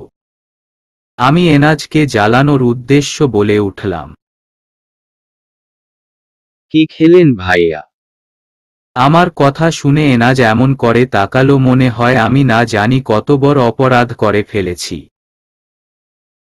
আমি বুঝতে না পেরে আবারও জিজ্ঞেস করলাম, কি হয়েছে ভাইয়া? এভাবে তাকাচ্ছেন কেন? এবার যেন সে তেলেবেগুনে জ্বলে উঠল। একে আসার পর থেকে প্রয়োজন ছাড়া কারো সাথে বেশি একটা কথা বলতে দেখিনি। বেশ গম্ভীর টাইপের ছেলে। তাকে এভাবে রাখতে দেখে আমিও মনে মনে ভয় পেয়ে গেলাম। সে কিছুটা রাগ মিশ্রিত কণ্ঠ উত্তর দিল, কে ভাইয়া? আমি কারো ভাইয়া নই। ভাইয়া বললে তোমার বাপের সম্পত্তির ভাগ দিতে হবে, আর আমার ভাগ আমি আদায় করে নিতে পারি।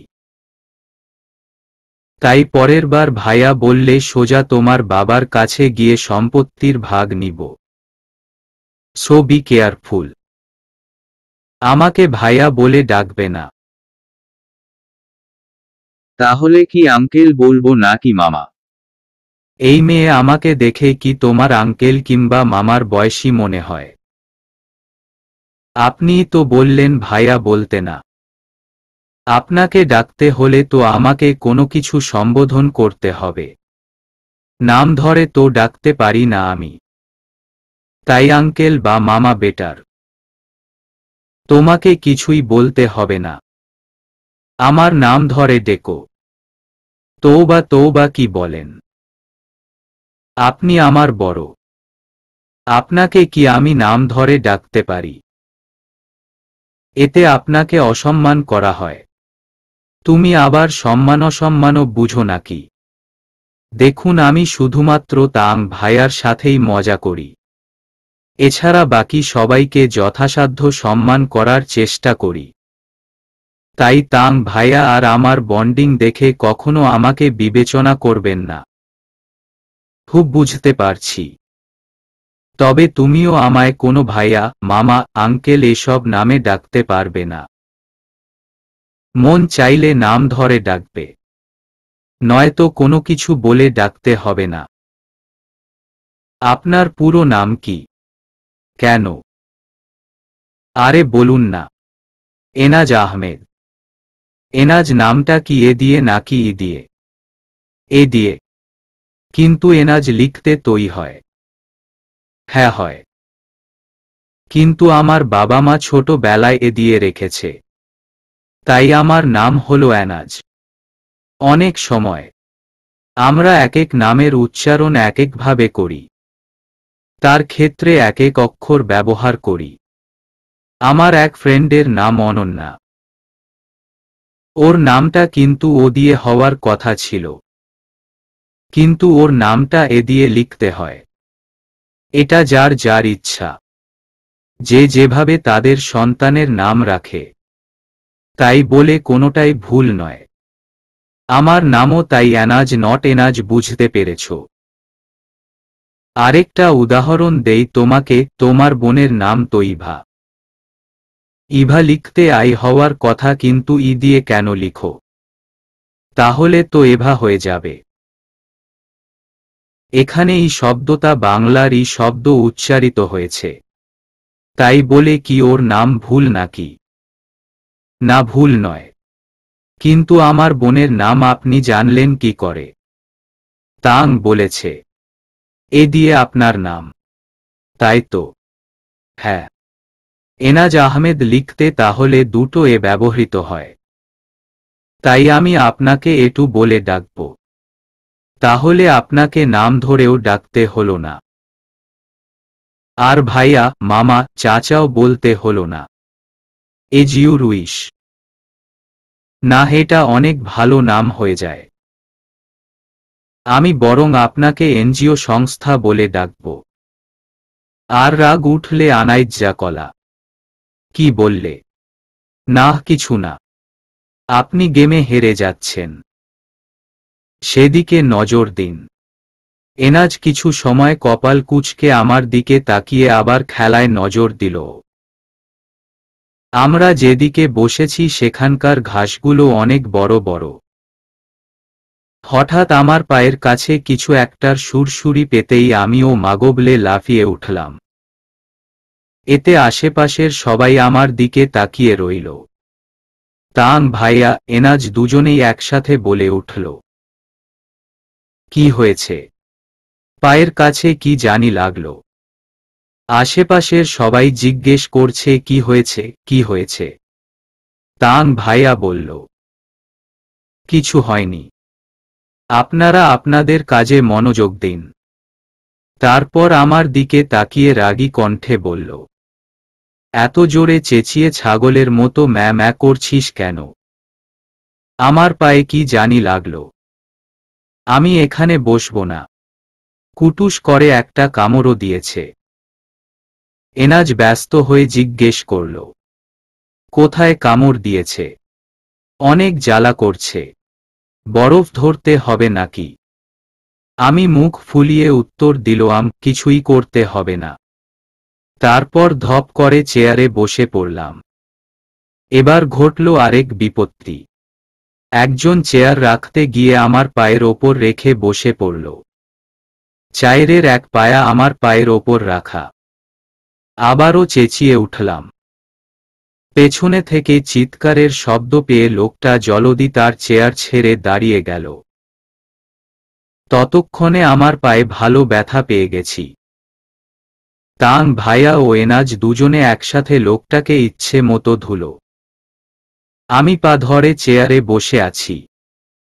প্রচুর জ্বলছে। এনাজ সেখান থেকে কোথায় জানি চলে গেল। কিছু সময় পর কতগুলো বরফের টুকরো আর 4টা কোন আইসক্রিম নিয়ে ফিরে এলো। আমার হাতে একটা কোন আইসক্রিম ধরিয়ে দিয়ে বলল, নাও এটা খেতে থাকো। ততক্ষণে আমি তোমার পায়ে বরফ ডলে দেই। আশেপাশে কোনো ফার্মেসির দোকান পেলাম না। আরে আপনি আমার পায়ে হাত দিবেন নাকি? তার দরকার নেই। এভাবেই চলে যাবে। আমাকে এক ধমক দিয়ে বসিয়ে রাখল। তারপর নিজে সেই জায়গায় আলতো হাতে বরফ ডলে দিতে লাগল।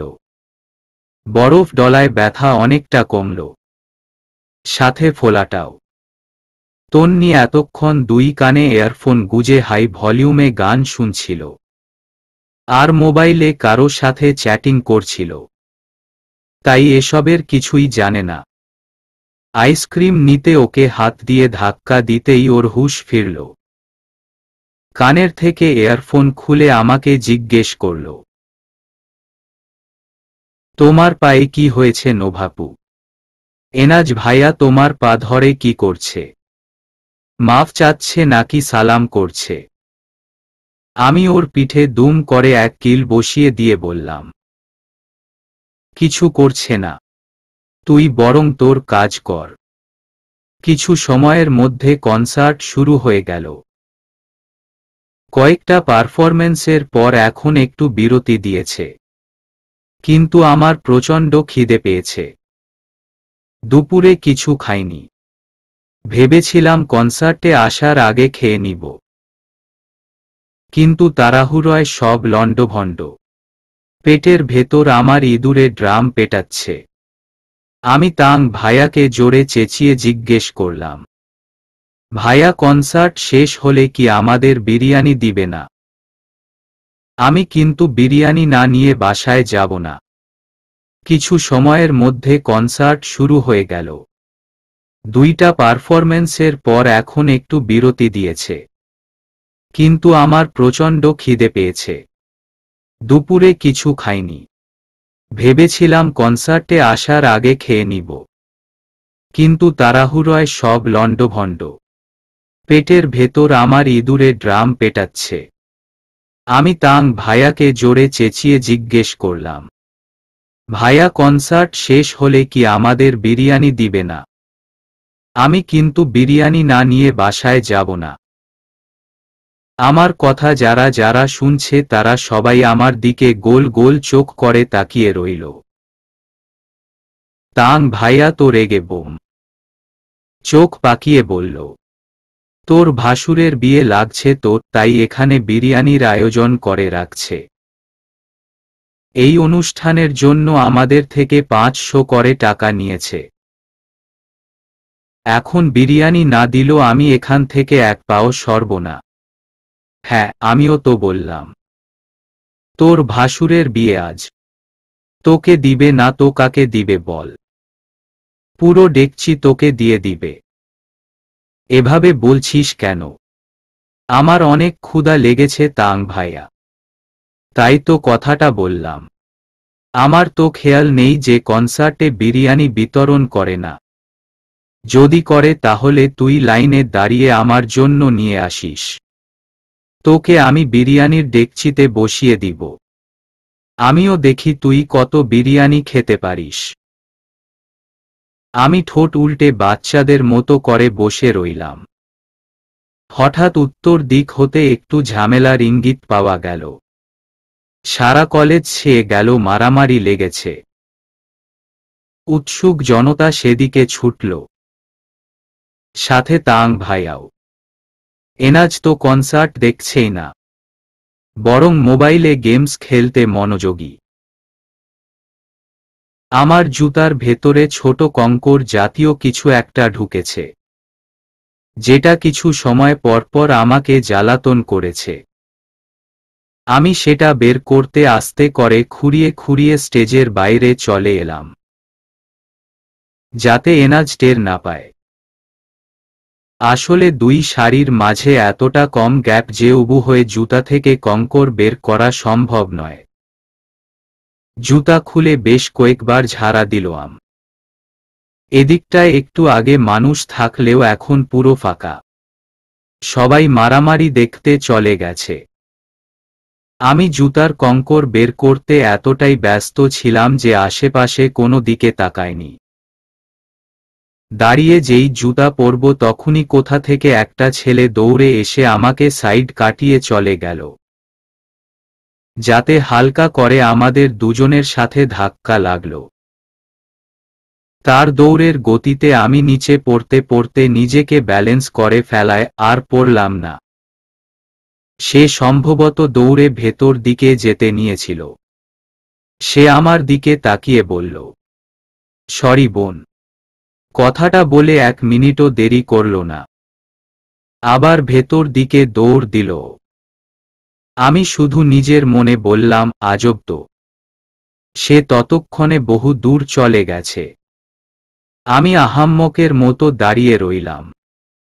হলোটা কি? হঠাৎ কেউ আমার কানের সামনে জোরে চেঁচিয়ে বলল, এই যে মিস টি পোকা, এখানে কি করেন? আমি ভয়ে কিছুটা চমকে সরে দাঁড়ালাম। পেছনে তাকিয়ে দেখি এনজিও সংস্থা। আমি চোখ পাকিয়ে বললাম, ছোট বাচ্চা মেয়েটার কি জান নিবেন? এমন করে কি কেউ ভয় দেখায়? আরেকটু হলে আমার প্রাণ পাখি উড়াল দিত। আর টি পোকা কে? হ্যাঁ তুমি। আমি কোনো পোকা নই, মানুষ। তুমি তখন টি পোকার মতো যেরকম ফালালে, তা দেখে এই নাম ছাড়া অন্য কোনো নাম খুঁজে পেলাম না। তুমিও তো আমার নাম এনজিওর সংস্থা রাখলে। আমি কি কিছু বলছি? ভালো হলো না কিন্তু। ভালো তো এখন হবে না। পায়ে ব্যথা পাইছো, তারপরেও কেন পাকনামি করে একা একা এদিকে এলে? আমার পারমিশন নিয়ে আসছো? আমি তো তোমায় খুঁজতে খুঁজতে শহীদ হয়ে যেতাম। মুহূর্তের মধ্যে তার হাস্যোজ্জ্বল মুখটা কালো মেঘে হানা দিল। একে রাগ দেখলে আমার একটু নানা বেশি ভয় করে।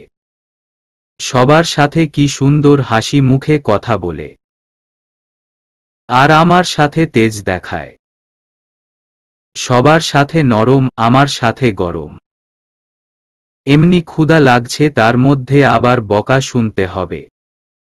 আমি কোনো উত্তর না দিয়ে চুপ করে দাঁড়িয়ে রইলাম। এনাজ হালকা ধমকের সুরে বলল, ভেতরে চলো। আমি কথা না বলে হাঁটতে লাগলাম। আমাকে খুঁড়িয়ে খুঁড়িয়ে হাঁটতে দেখে এনাজ তার হাত বাড়িয়ে দিল, কিন্তু আমি ধরলাম না, যার দরুন উঁচু নিচু জায়গায় পা মোচকে পড়তে নিলাম। তখনই আবার এনাজের বাহু খামচে ধরে ফেললাম। এনাজ আমার দিকে ঘুরে শয়তানি হাসি দিয়ে বলল, কেউ আমার হাতই ধরতে চায়নি, এখন আবার বাহু ধরে রেখেছে। তার পিঞ্চ মারা আমার সহ্য হল না। জলদি করে হাত ছাড়িয়ে ভেতরের দিকে চলে গেলাম। এনাজও আমার পিছু পিছু চলে এলো। আমরা এখন বসে আছি একটা টং দোকানে। এনাজের ইচ্ছে হয়েছে একসাথে চা খাওয়ার। কলেজে মারামারি রেশ ধরে বিশাল বড় ঝামেলা হয়ে গেছে। এখন বাকি কনসার্ট হয় কিনা তাতেও সন্দেহ আছে। তাই তাং ভাইয়া আমাদের নিয়ে চলে এসেছে। আমার ও তন্নিকে নিয়ে তার তো টেনশনের শেষ নেই। আমাদের মন খারাপ, পুরো কনসার্ট দেখতে পারিনি বলে। তন্নি আর আমি ফুসুর করে মন খারাপের কথা শেয়ার করছি। তা দেখে তাং ভাইয়া ধমক দিয়ে বলল, এত কিসের আলাপ তোদের? সারাদিন মুখ চলতেই থাকে, একটু সময়ের জন্য কি চুপ থাকতে পারিস না? মাথা ধরে গেল আমার। তন্নি গাল ফুলিয়ে বলল, একটু কথা বললেই দোষ হয়ে যায়। তাং ভাইয়া দিল ওকে রাম ধমক। তাতে আমি সাবধান হয়ে গেছি। ঠোঁটে এক আঙুল দিয়ে বোকা ফেস করে সবার দিকে তাকাচ্ছি। তা দেখে তাং ভাইয়া চোখ দুটো ছোট ছোট করে বলল, হয়েছে, আর ন্যাকা সাজতেন হবে না। তুই যে কত ভালোর ছালা তা আমার জানা আছে। বাসায় আজকে শুধু যাই, আমিও দেখব আমার হাত থেকে তোকে কে বাঁচায়। খুব বেড়েছিস না, এর শাস্তি তোকে পেতে হবে। আমি চোখ দুটো বড় বড় করে ঠোঁট উল্টে বললাম, আমি আবার কি করলাম? তুই কি করিসনি তাই বল। এনাজ তাং ভাইয়াকে থামিয়ে বলল, আহ, কি শুরু করলি তোরা? এখন একটু থামো। তাং, আমি জানি তোর মাথা ব্যথা করছে, তাই চা খেতে এলাম। একসাথে চা খাওয়া হবে, সাথে একটু সময় ব্যয় করা হবে। দোকানদারকে উদ্দেশ্য করে, মামা, চা হতে আর কত দূর? এই তো মামা হয়ে গেছে। চায়ের কাপগুলো দোকানির কাছ থেকে নিয়ে আমাদের সবার হাতে তুলে দিল এনাজ। চায়ের কাপে চুমুক দিতেই একরাশ ভালো লাগা কাজ করল। ক্লান্ত ভাবটা নিমিষেই হাওয়া হয়ে গেল। চা শেষ হতেই উঠে পড়লাম। মাথাটা অনেকটা পাতলা লাগছে। আমি এনাজের বাইকে আর তন্নি তাং ভাইয়ার বাইকে উঠল। কিছু দূর যাওয়ার পর বাইক থামল একটা বিরিয়ানি হাউসের সামনে। এত রাত হওয়ায় এই একটাই খোলা ছিল। বাইক থেকে নেমে আমরা সবাই ভেতরে ঢুকলাম। একটা ছেলে এসে চেয়ার টেবিল পরিষ্কার করে দিতেই আমরা বসে পড়লাম। তাং ভাইয়া আমাকে উদ্দেশ্য করে বলল, আমিও এখন দেখব তুই কত বিরিয়ানি খেতে পারিস। তোকে বিরিয়ানির ডেকচিতে বসিয়ে দিব। মানসম্মান তো কিছু রাখলি না আমার। ভাইয়ার কথা শুনে আমি কপাল কুঁচকে এদিক সেদিকে দেখতে লাগলাম। এনাজ ও তন্নি দুজনেই মুখ টিপে হাসছে। আমি ওদের দিকে চোখ পাকিয়ে তাকাতেই ওরা মুখে হাত দিয়ে ফেলল। ছোট একটা দোকান, ভেতরে 3টা টেবিল, প্রত্যেকটা টেবিলে 4টা করে চেয়ার। ছোট হলেও সবকিছু গোছানো ও পরিষ্কার। আমরা বসার মিনিটখানিক পর দোকানের সাহায্যকারী ছেলেটা এসে জিজ্ঞেস করল, ভাই, আপনে গো কি দিমু? এনাজ হাসিমুখে বলল, 4 প্লেট কাচ্চি। হাফ নাকি ফুল? ফুল দাও। আচ্ছা, আপনারা একটু বহেন, আমি এখনই লইয়া আইতাছি। ছেলেটা ভেতরের দিকে চলে গেল। কিছু সময় পর 4 প্লেট কাচ্চি নিয়ে ফিরে এলো। বিরিয়ানির ঘ্রাণে পেটটা মোচড় দিয়ে উঠল। খিদেটা আবারও জেগে উঠেছে। পাশের একটা ফিল্টার থেকে পানি নিয়ে সবাই হাত ধুয়ে এলাম। বিরিয়ানির সাথে অর্ধেক কাটা পেঁয়াজ, আস্ত একটা কাঁচামরিচ, 1 পিস লেবু ও 2 পিস শসা। ঘ্রাণেই অর্ধেক পেট ভরে গেছে, যার জন্য আমি পুরো প্লেট সাবার করতে পারিনি। অর্ধেক খেয়ে আমার পেট পুরো ঢোল। আমি 1 পিস গোশতের কিছুটা অংশ ছিঁড়ে মুখে দিয়ে ভয়ে ভয়ে তাং ভাইয়াকে বললাম, আমি আর খেতে পারবো না। তাং ভাইয়া কাঁচামরিচে একটা কামড় দিয়ে আমার দিকে তাকিয়ে কচকচ শব্দে চাবাতে লাগল। যার মানে হলো তোকেও এখন আমি এই কাঁচামরিচের মতো চিবিয়ে খাব। শান্ত গলায় বলল, মাইর খেতে না চাইলে চুপচাপ খেয়ে নে, আমি আর খেতে পারবো না। আমার কথা শুনে এনাজ বলল, আরে খেয়ে নেও টিডি পোকা, এতটুকু খাওয়া কোনো ব্যাপার হলো নাকি?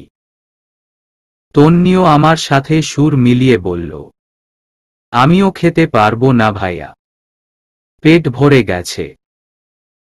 এতগুলো কে নিতে বলেছিল তোমাদের?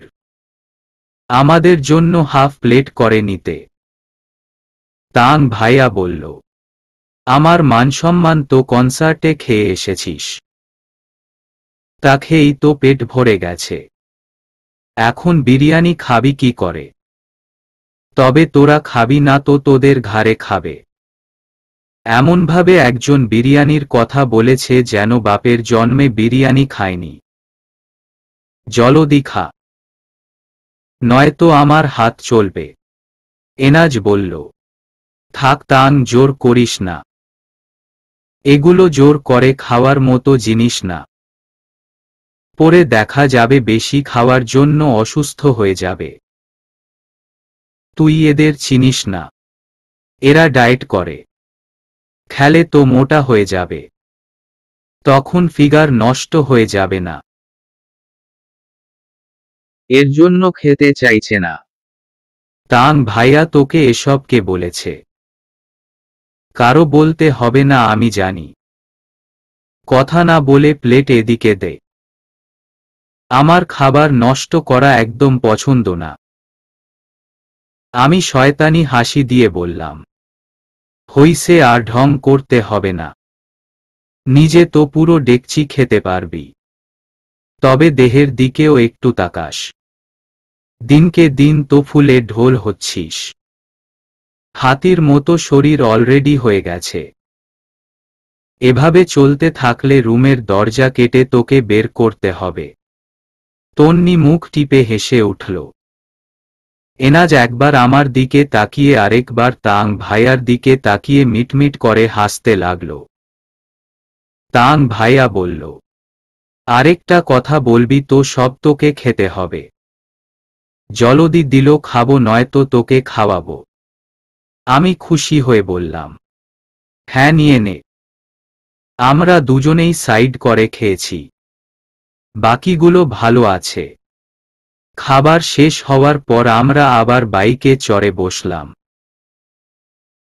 এবার বাইক থামল বাসার গেইটের সামনে। 10:30টার বেশি বাজে।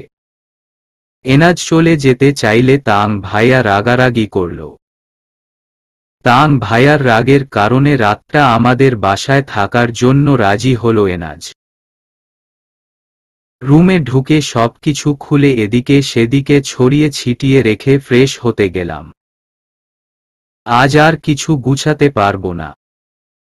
ফ্রেশ হয়ে আসতেই দেখলাম তন্নি ইতিমধ্যে বিছানা তৈরি করে ফেলছে। দুজনের মধ্যে মশারি টানানো নিয়ে কথা কাটাকাটি লেগে গেল। খালামণি এসে একদফা দুজনকে বকে গেল। এই রাতবিরেতে সামান্য জিনিস নিয়ে কথা কাটাকাটি করার জন্য। দুই সবার জন্য রাতের রান্না করে রেখেছিল, কিন্তু আমরা বাইরে থেকে খেয়ে এসেছি কেন? খালামণির বকা এক কান দিয়ে ঢুকিয়েছি, আরেক কান দিয়ে ঝেড়ে ফেলে দিয়েছি। তারপর আমি আর তন্নি একসাথে মশারি না টানিয়ে বিছানায় শরীর এলিয়ে দিলাম। বিছানায় শুতেই শান্তির ঘুম এসে চোখে ভর করল। কিন্তু আমি যদি জানতাম পরের দিন আমার জন্য কি অপেক্ষা করেছে, তাহলে হয়তো এই সাধের ঘুম আমার আজই ছুটে যেত। বয়স আমার হইল 20 থিকা হইছি বুড়ি। পাড়ার লোকে গল্প করে আমার বয়স নিয়া। আমায় নাকি কেউ কোনোদিন করব না যে বিয়া। সারা ছাদে পায়চারি করে দাঁত ব্রাশ করছি আর বেসুরা গলায় চেঁচিয়ে গান গাইছি। মাঝে মাঝে আমার আবার এরকম বেসুরা গলায় জোরে জোরে চেঁচিয়ে গান গাইতে ভীষণ ভালো লাগে। ব্রাশটা হাতে নিয়ে দাঁড়িয়ে আছি। এই মুহূর্তে দাঁত ব্রাশ করে আমার গান গাওয়ার মুডটা নষ্ট করতে চাইছি না। আজ ফজরের নামাজ পড়ে আর ঘুমাইনি। রাতে তাড়াতাড়ি শুয়ে পড়েছি বলে ঘুমটাও জব্বর হয়েছে। ফ্রেশ মুডে থাকায় গান গেয়ে সেটাকে আরও চাঙ্গা করে নিচ্ছি। হঠাৎ পেছনে থেকে একজন আমাকে বলল, কি করো বউ? আমি তোমাকে সারা বিল্ডিংয়ে খুঁজে হয়রান আর তুমি এখানে। বউ ডাক শুনে হেরে গলার গান থামিয়ে চোখ দুটো বড় বড় করে পেছনে তাকালাম। তাকিয়ে দেখি বাড়িওয়ালার বড় নাতি ইফাত 2 হাত গুজে আমার দিকে এই ইমোজিটার মতো করে তাকিয়ে আছে। আমি কপাল কুঁচকে ইফাতকে জিজ্ঞেস করলাম, এই তোর বউকে? কেন তুমি? আমি তোর বউ কবে হলাম? কেন ভুলে গেছো নাকি? সত্যি ভুলে গেছি। তুমি না বলছিলা দাদাভাইয়ের থেকে ছাদের চাবি তোমাকে এনে দিল, তুমি আমাকে বিয়ে করবা? ওইটা তো কথার কথা ছিল। আমি জানি না। তোমার এখন আমাকেই বিয়ে করতে হবে। কেন? আমি তোমাকে অনেক ভালোবাসি। এর কথা শুনে আমার স্ট্রোক করার অবস্থা। পিচ্ছি ছেলে বলে কি? বয়স মাত্র 10 বছর। সে নাকি আমাকে ভালোবাসে? এই পিচ্ছি পোলা অবসর থাকলেই আমার সাথে আঠার মতো লেগে থাকবে। কয়দিন ধরে ওর মায়ের কাছে বায়না ধরেছে আমাকে ছাড়া নাকি বাঁচবে না। বিয়ে করলে আমাকেই করবে। এতদিন শুধু আই লাভ ইউ করত। সেদিন ছাদের চাবির জন্য পটিয়েছিলাম। সকালের দিকে যেদিন তাড়াতাড়ি উঠে যাই সেদিন আমি ছাদে আসি। তাই ওকে বলছিলাম ওর দাদার থেকে চাবি নিয়ে আসতে। তখন এই পিচ্ছি পোলা একটা আজব শর্ত জুড়ে দিল। বলে কিনা আমি যদি ওকে বিয়ে করি তাহলে আমাকে চাবি এনে দিবে। তখন বিষয়টাকে দুষ্টামি ধরে আমিও বলেছিলাম ওকে বিয়ে করতে রাজি। তারপর যে এত কাণ্ড হয়ে যাবে তা যদি জানতাম তাহলে এই বাচ্চা ছেলের থেকে 10 হাত দূরে থাকতাম। আমাকে চুপ করে থাকতে দেখে ইফাত আবারও জিজ্ঞেস করল, তুমি আমাকে বিয়ে করবা না? আমি স্ট্যাচু হয়ে দাঁড়িয়ে আছে। মনে হচ্ছে কেউ আমার বাকশক্তি কেড়ে নিয়েছে। চোখ দুটো উল্টে 2 হাত কোমরে রেখে বললাম, আমি তোর কয় বছরের বড় তা কি তুই জানিস? সঠিক সময়ে বিয়ে হলে তোর সমান একটা ছেলে থাকতো আমার। কিন্তু আমার বাবা মা আমাকে বুড়ি বানাচ্ছে। তাই তো মনের দুঃখে গান গাইতাছি। কথাগুলো বলে জোরে চেঁচিয়ে আবার গান গাইতে শুরু করলাম। বয়স আমার হইল 20 থিকা হইছি বুড়ি। পুরো গান আর গাইতে দিলও না। তার আগেই ছাদের দরজায় দাঁড়িয়ে তন্নি 2 হাত কানে দিয়ে চিৎকার করে বলল, চুপ করো নোভাপু। আমাকে অজ্ঞান করার ধান্দায় আছো নাকি? এই গান খোলা আকাশের নিচে গাইও না। আমি চোখ দুটো ছোট ছোট করে জিজ্ঞেস করলাম, কেন? তাহলে যে কাক তাদের দলের সদস্য মনে করে তোমাকে নিয়ে যাবে। তন্নিরে, আজ তোর খবর আছে। আমি দৌড়ে ওর কাছে যাওয়ার আগেই সিঁড়ি বেয়ে নিচে নেমে গেল। আমি আবার ইফাতের সামনে এসে দাঁড়ালাম। কাঠ কাঠ গলায় বললাম, তোর মায়ের কাছে বিচার দিতে হবে। বাচ্চা পোলাপাইন পেকে গেছে। তোরে যেন সামলে রাখে। তুমিও মিলায় নিও, আমি ছাড়া তুমি আর কারো হতে পারবা না। বউ হলে এই ইফাতের হইবা। তুমি যদি আমার না হইতে পারো তাহলে আর কারো হতে দিব না। তুমি শুধু আমার। আমি তোমারেই বিয়া করুম। বুঝছি তোর দাদারে কইতে হইব এই বাচ্চা পোলাপাইন নিয়া বাংলা ছায়াছবি দেখতে বসবেন না।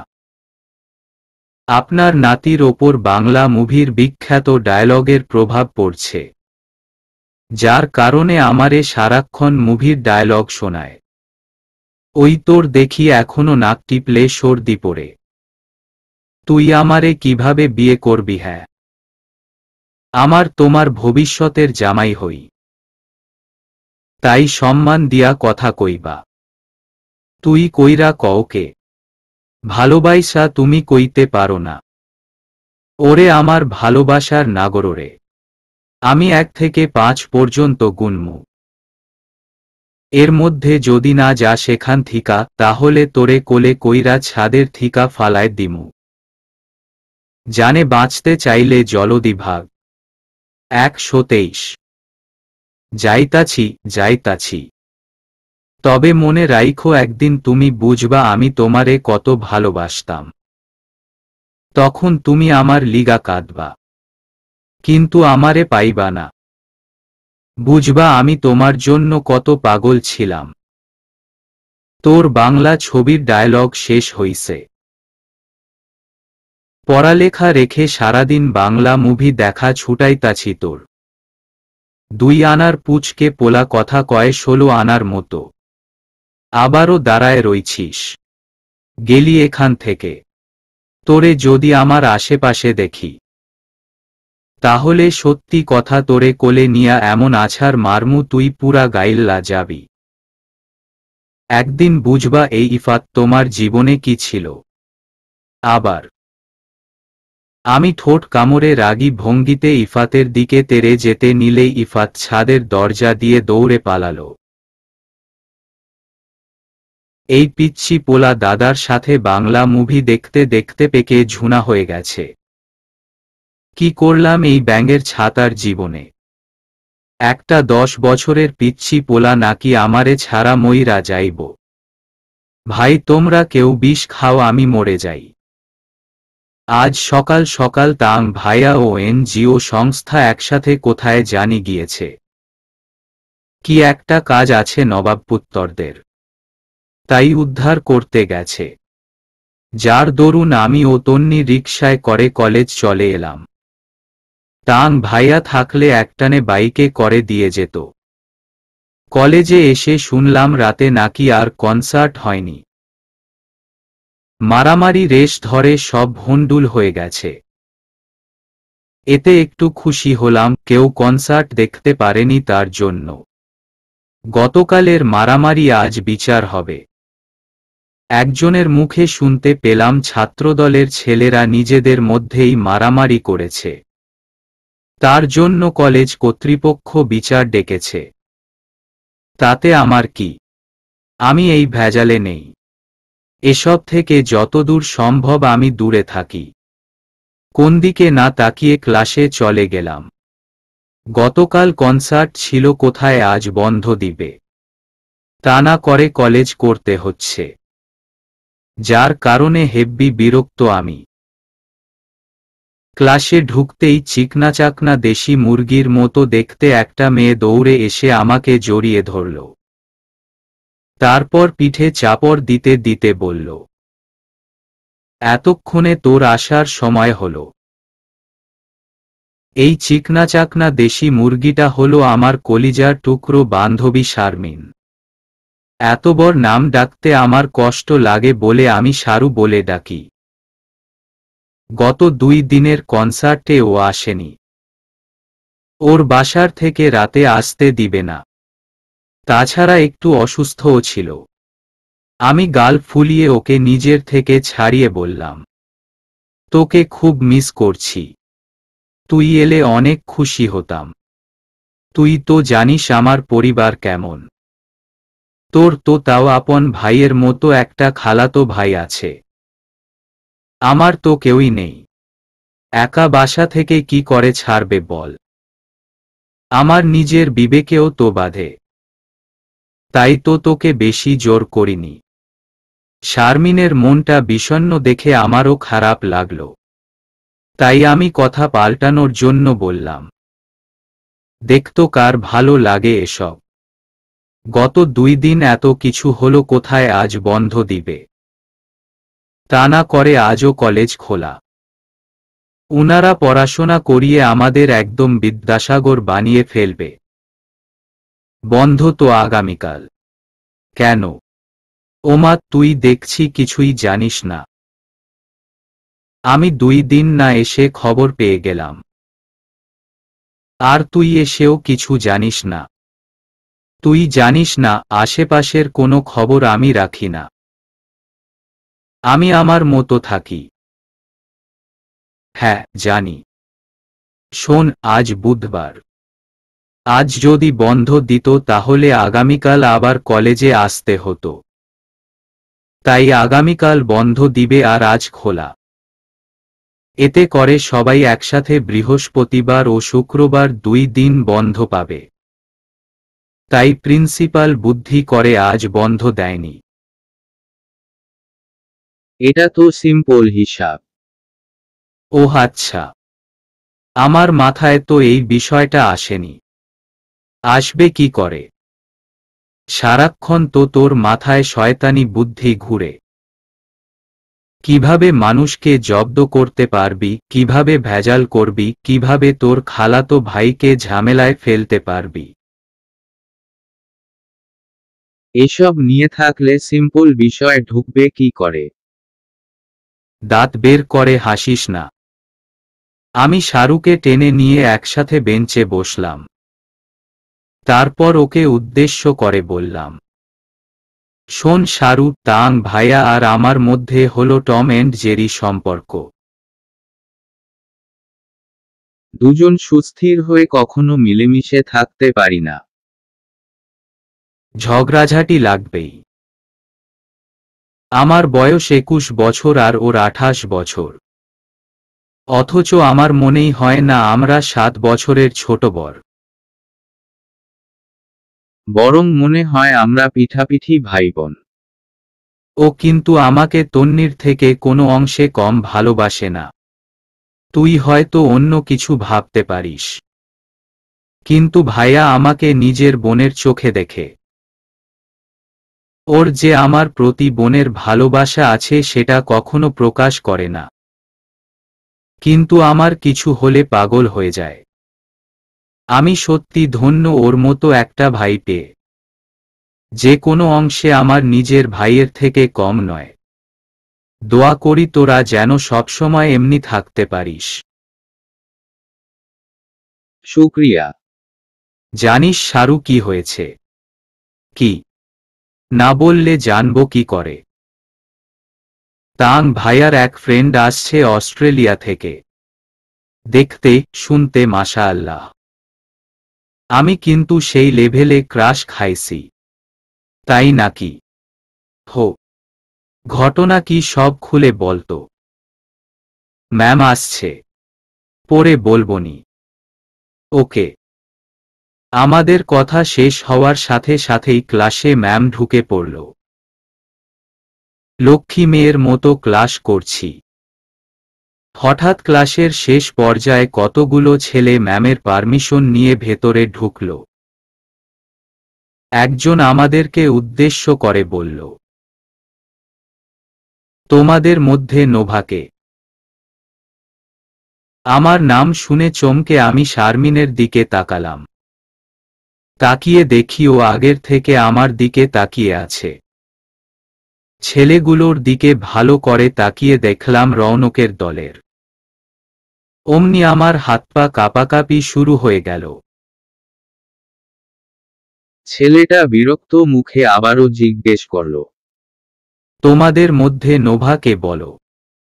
আমি শারমিনের বাহুতে এক হাত ঢেকে মুখ লুকালাম, কিন্তু কাজ হলো না। এক মেয়ে আমাকে দেখিয়ে দিল।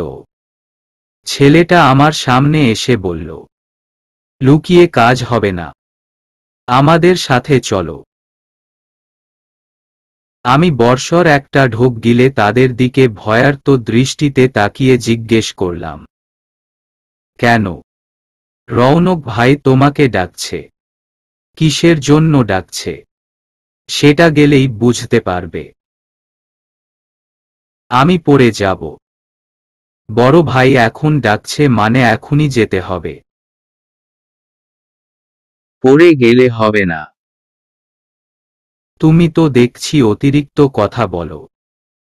এখনই, এই মুহূর্তে তোমাকে আমাদের সাথে যেতে হবে। ছেলেটার ধমক মিশ্রিত কণ্ঠে আমি কিছুটা কেঁপে উঠলাম। শারমিনের দিকে তাকাতেই ও চোখের ইশারায় যেতে বলল। আমি মনে মনে লা ইলাহা ইল্লা আনতা সুবহানাকা ইন্নী কুনতুম মিনাজ জলিমিন পড়তে পড়তে দুরু বুকে ক্লাস থেকে তাদের সাথে বের হয়ে গেলাম।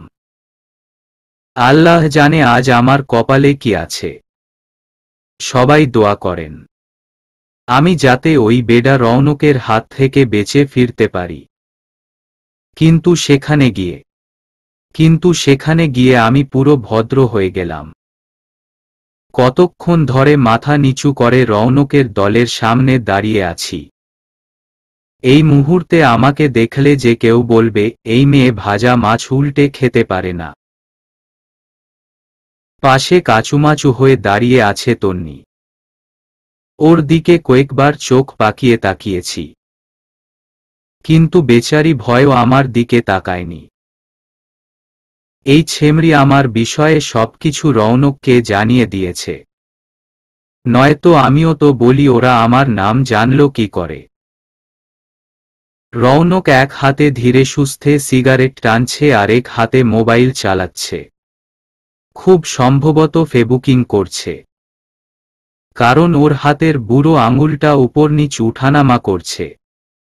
দাঁড়িয়ে থাকতে থাকতে পা ব্যথা হওয়ার পথে। অথচ মহাশয়ের কি একটা ভাব। মনে হচ্ছে ইরাকের প্রেসিডেন্ট তাকে দেশ সামলাতে দিয়েছে। অবশেষে রৌনক মুখ খুলল। সিগারেটে একটা টান দিয়ে ধোঁয়াগুলো উপর দিকে ছেড়ে দিল। তারপর মাথা না তুলেই তখন আমাকে যে ছেলেটা ধমকি দিয়ে নিয়ে এলো সেই ছেলেটাকে জিজ্ঞেস করল, কি ব্যাপার, সমস্যা কি শাওন? ভাই, আপনি নোভা নামের মেয়েটাকে ডেকে আনতে বলেছিলেন। বলেছিলাম, নিয়ে এসেছি। দেখতে পেয়েছি। তন্নিকে উদ্দেশ্য করে, এই মেয়ে নাম কি তোমার? তনিমা রহমান তন্নি। ভয় কোন ইয়ার? ম্যানেজমেন্টের ফার্স্ট ইয়ার। ওহ আচ্ছা, তুমি এখন ক্লাসে যাও, নিজের ক্লাস করো। আর তোমার এই বোনের ক্লাস আমরা নেই। তন্নি ঠায় দাঁড়িয়ে আমার দিকে অসহায় চোখে তাকালো। আমি একটা খাইয়া ফালামু লুক দিয়ে মুখ ফিরিয়ে নিলাম। আজ ওকে বাগে পেলে কিমা বানাবো। আগে এখান থেকে ছাড়া পেয়ে নেই, তারপর বাকিটা। তন্নিকে দাঁড়িয়ে থাকতে দেখে রৌনক ধমকে উঠল। কি হলো, যাচ্ছ না কেন? আমি কি এখানে দাঁড়িয়ে থাকতে বলছি? যা চচ্ছি ভাইয়া। আমতা করা কথা শেষ করেই তন্নি দ্রুত পায়ে প্রস্থান করল। যাওয়ার আগে এক হাতে কান ধরে আমার দিকে তাকিয়ে সরি বলল। আমি চোখ পাকিয়ে ইশারায় বললাম, তোর শরীর গুল্লি মারি। কে জানে তন্নি আমার কথা বুঝতে পেরেছে কিনা। রৌনক মোবাইলটা পকেটে রেখে সোজা হয়ে পেছনের গাছের সাথে হেলান দিয়ে দাঁড়াল। তারপর চোখ দুটো ছোট ছোট করে আমাকে বলল, এই যে মিস ঝগড়ুটে, এদিকে এসো। আমাকে ঝগড়ুটে বলতেই আমি ফোঁস করে উঠলাম। তা দেখে রৌনক চোখ পাকিয়ে তাকাল। তাতে আমি মিয়ে গেলাম। আশেপাশে মানুষের আনাগোনা কম। এমনি কলেজে আজ বেশি মানুষ আসেনি। ওরা যদি আমাকে 2-4টা চড় মেরে অজ্ঞান করে ফেলে তাহলে আমাকে বাঁচানোর কেউ নেই। আমি ধীর পায়ে তার বরাবরই দাঁড়ালাম। শাওন নামের ছেলেটি রৌনকের কাছে আমার বিচারের ঝুলি খুলে বসল। জানেন বড় ভাই কি হয়েছে? এই মেয়েকে যখন আমি বললাম ভাই তোমাকে ডাকছে তখন আমাকে বলে পড়ে যাবে। ওর সাহস দেখছেন, আপনার কথা অমান্য করে, আমার মুখে মুখে তর্কও করছে। রৌনক শাওনকে হাত উঠিয়ে থামিয়ে দিল। শান্ত কণ্ঠে বলল, আমি তোকে কিছু জিজ্ঞেস করছি শাওন। না মানে আমি এমনি বললাম। এই মেয়ে সেদিন আমার সাথেও এমন করছে। আমি নাম জিজ্ঞেস করছি তার জন্য কত কথা শুনিয়ে দিয়েছে। আমাকে উদ্দেশ্য করে তামিজ ঝগড়ুটে তোমার নাকি কোনো নাম নেই? বাবা মা আকিকা করার ভয়ে নাম রাখেনি, তাহলে নোভা কার নাম? আমি কোনো উত্তর দিলাম না। চুপ করে এদিক সেদিকে তাকিয়ে পালানোর রাস্তা খুঁজতে লাগলাম। তাতে রৌনক কিছুটা ধমকের সুরেই আমাকে বলল, এদিক সেদিকে তাকিয়ে কি দেখো? আমার দিকে তাকাও। সেদিন তো মুখ দিয়ে খই ফুটছিল, আজ মুখের বুলি কোথায়? সিনিয়রদের সাথে কি করে কথা বলতে হয় তা কি তুমি জানো না? আমার ইচ্ছে করছে বেশ করে কতগুলো করা কথা শুনিয়ে দিতে, কিন্তু এতে হিতের বিপরীত হবে, তাই চুপ করে থাকায় শ্রেয়। আমাকে চুপ করে থাকতে দেখে শাওন তেলেবেগুনে জ্বলে উঠল। গলা ঝাঁঝিয়ে রৌনককে বলল, দেখছেন ভাই, দেখছেন আপনার সামনেও কিরকম বেয়াদবি করতাছে। আপনি শুধু একবার হুকুম দেন, এই মায়ারে এমন শায়েস্তা কর্ম দ্বিতীয়বার আপনার সাথে তর্ক করার সাহস করব না। এবার আমার রাগ সপ্ত আসমানে। এই রৌনকের চামচা শাওন এবার বেশি বেশি করছে। একে তো এক ডোজ না দিল এই নয়, ভেবেছিলাম ছেড়ে দিব, কিন্তু একে আজ ছেড়ে দিল আরো বেড়ে যাবে। ওর দিকে তাকিয়ে দেখলাম ও আমার পাশাপাশি দাঁড়িয়ে আছে। আমাদের দুজনের মাঝে এক হাতেরও কম দূরত্ব। তৎক্ষণাৎ আমার মাথায় শয়তানি বুদ্ধি এসে হানা দিল। কিছুটা সামনে এগিয়ে গিয়ে শাওনের পায়ের মধ্যে দিলাম জোরে এক পাড়া। উঁচু গোড়ালির জুতা থাকায় পায়ে বেশ ভালোই লাগল। শাওন চিৎকার করে উঠল। ঘটনার আকস্মিকতায় সবাই বোকা বনে গেল। কি হয়েছে বুঝতে সবার 2 মিনিট লাগল। আর এই 2 মিনিটে আমি দিয়েছি ছুট। এখানে দাঁড়িয়ে থেকে বিপদে পড়ব নাকি? ইচ্ছে ছিল না সব ক্লাস করার, কিন্তু আজ মাসিক টিউটোরিয়াল পরীক্ষার সাজেশন দিবে, যার কারণে সবগুলো ক্লাস করতে হলো। 2:30 অবধি ক্লাস চলল। তন্নির 1টা পর্যন্ত ক্লাস ছিল। এতক্ষণ ও কি করবে? তাই ওকে বাসায় চলে যেতে বলেছি। শারমিনকে রিকশায় তুলে দিয়ে আমি দাঁড়িয়ে আছি। আমার বাসা ও শারমিনের বাসা উল্টো দিকে। একটা রিকশাও পাচ্ছি না। তাং ভাইয়াকে যে কল করব তারও উপায় নেই। মোবাইলে ব্যালেন্স নেই। এই ভরদুপুরে কোনো ফেকজিলোডের দোকানও খোলা নেই। কথায় আছে না, বিপদ যখন আসে তখন সব দিক থেকে আসে। আমারও তাই হলো। 5 মিনিট ধরে দাঁড়িয়ে থেকেও কোনো রিকশা পেলাম না। হঠাৎ 78টা ছেলে কোথা থেকে এসে আমাকে গোল ঘেরা দিয়ে ফেলল। এরা রৌনকের দলের। একজনের হাতে অনেকগুলো প্র্যাকটিক্যাল খাতা। আমার সামনে এসে দাঁড়ালো রৌনক। শাওন আমার দিকে চোখ লাল করে তাকিয়ে আছে। রৌনক আমার সামনে এসে একগালে শয়তানি হাসি দিয়ে বলল, অবশেষে ঝগড়ুটে ম্যাডামের আসার সময় হলো। সেই কখন থেকে তোমার জন্য ওয়েট করছি, আর তুমি এখন এলে। This is not fair. রৌনককে উদ্দেশ্য করে শাওন বলল, ভাই এরে এখন ছাড়বেন না। আমার পায়ে অনেক জোরে পাড়া দিছে। পাটা এখনো জ্বলতাছে, কিরকম ফুলে গেছে। বরফ ডলেও ফোলা কমল না। আমি দাঁত কিরমির করে শাওনকে বললাম, মনে হচ্ছে ডোজটা অনেক কম হয়ে গেছে। মুখে এখনো চটাং চটাং কথা ফুটছে। আরো খাওয়ার ইচ্ছে আছে নাকি? দেখছেন ভাই, দেখছেন। আবার আমারে থ্রেট দিতেছে, তাও আপনার সামনে। আপনি কিছু বলতাছেন না বলে এত বাড়ছে। রৌনক আমাকে দিল এক বিশাল ধমক। তাতে আমি কিছুটা কেঁপে উঠলেও তার থেকে বেশি রাগ হল। কলেজের ভিপি হয়েছে বলে কি মাথা খাবে নাকি? চুপ করে রইলাম। রৌনক জোরে চেঁচিয়ে বলল, তখনও আমাদের সাথে ফাইজলামি করলে এখনো আবার মুখে মুখে তর্ক করছো? এত সাহস পেলে কোথা থেকে? এর জন্য তোমাকে অবশ্যই শাস্তি পেতে হবে। প্রথমে ভেবেছিলাম মাফ করে দিব, কিন্তু এখন আর না। তোমাকে দুইটা অপশন দিচ্ছি। এক, আমার কাছে মাফ চাইবে, আর সাথে 10 বার কান ধরে উঠবস করবে।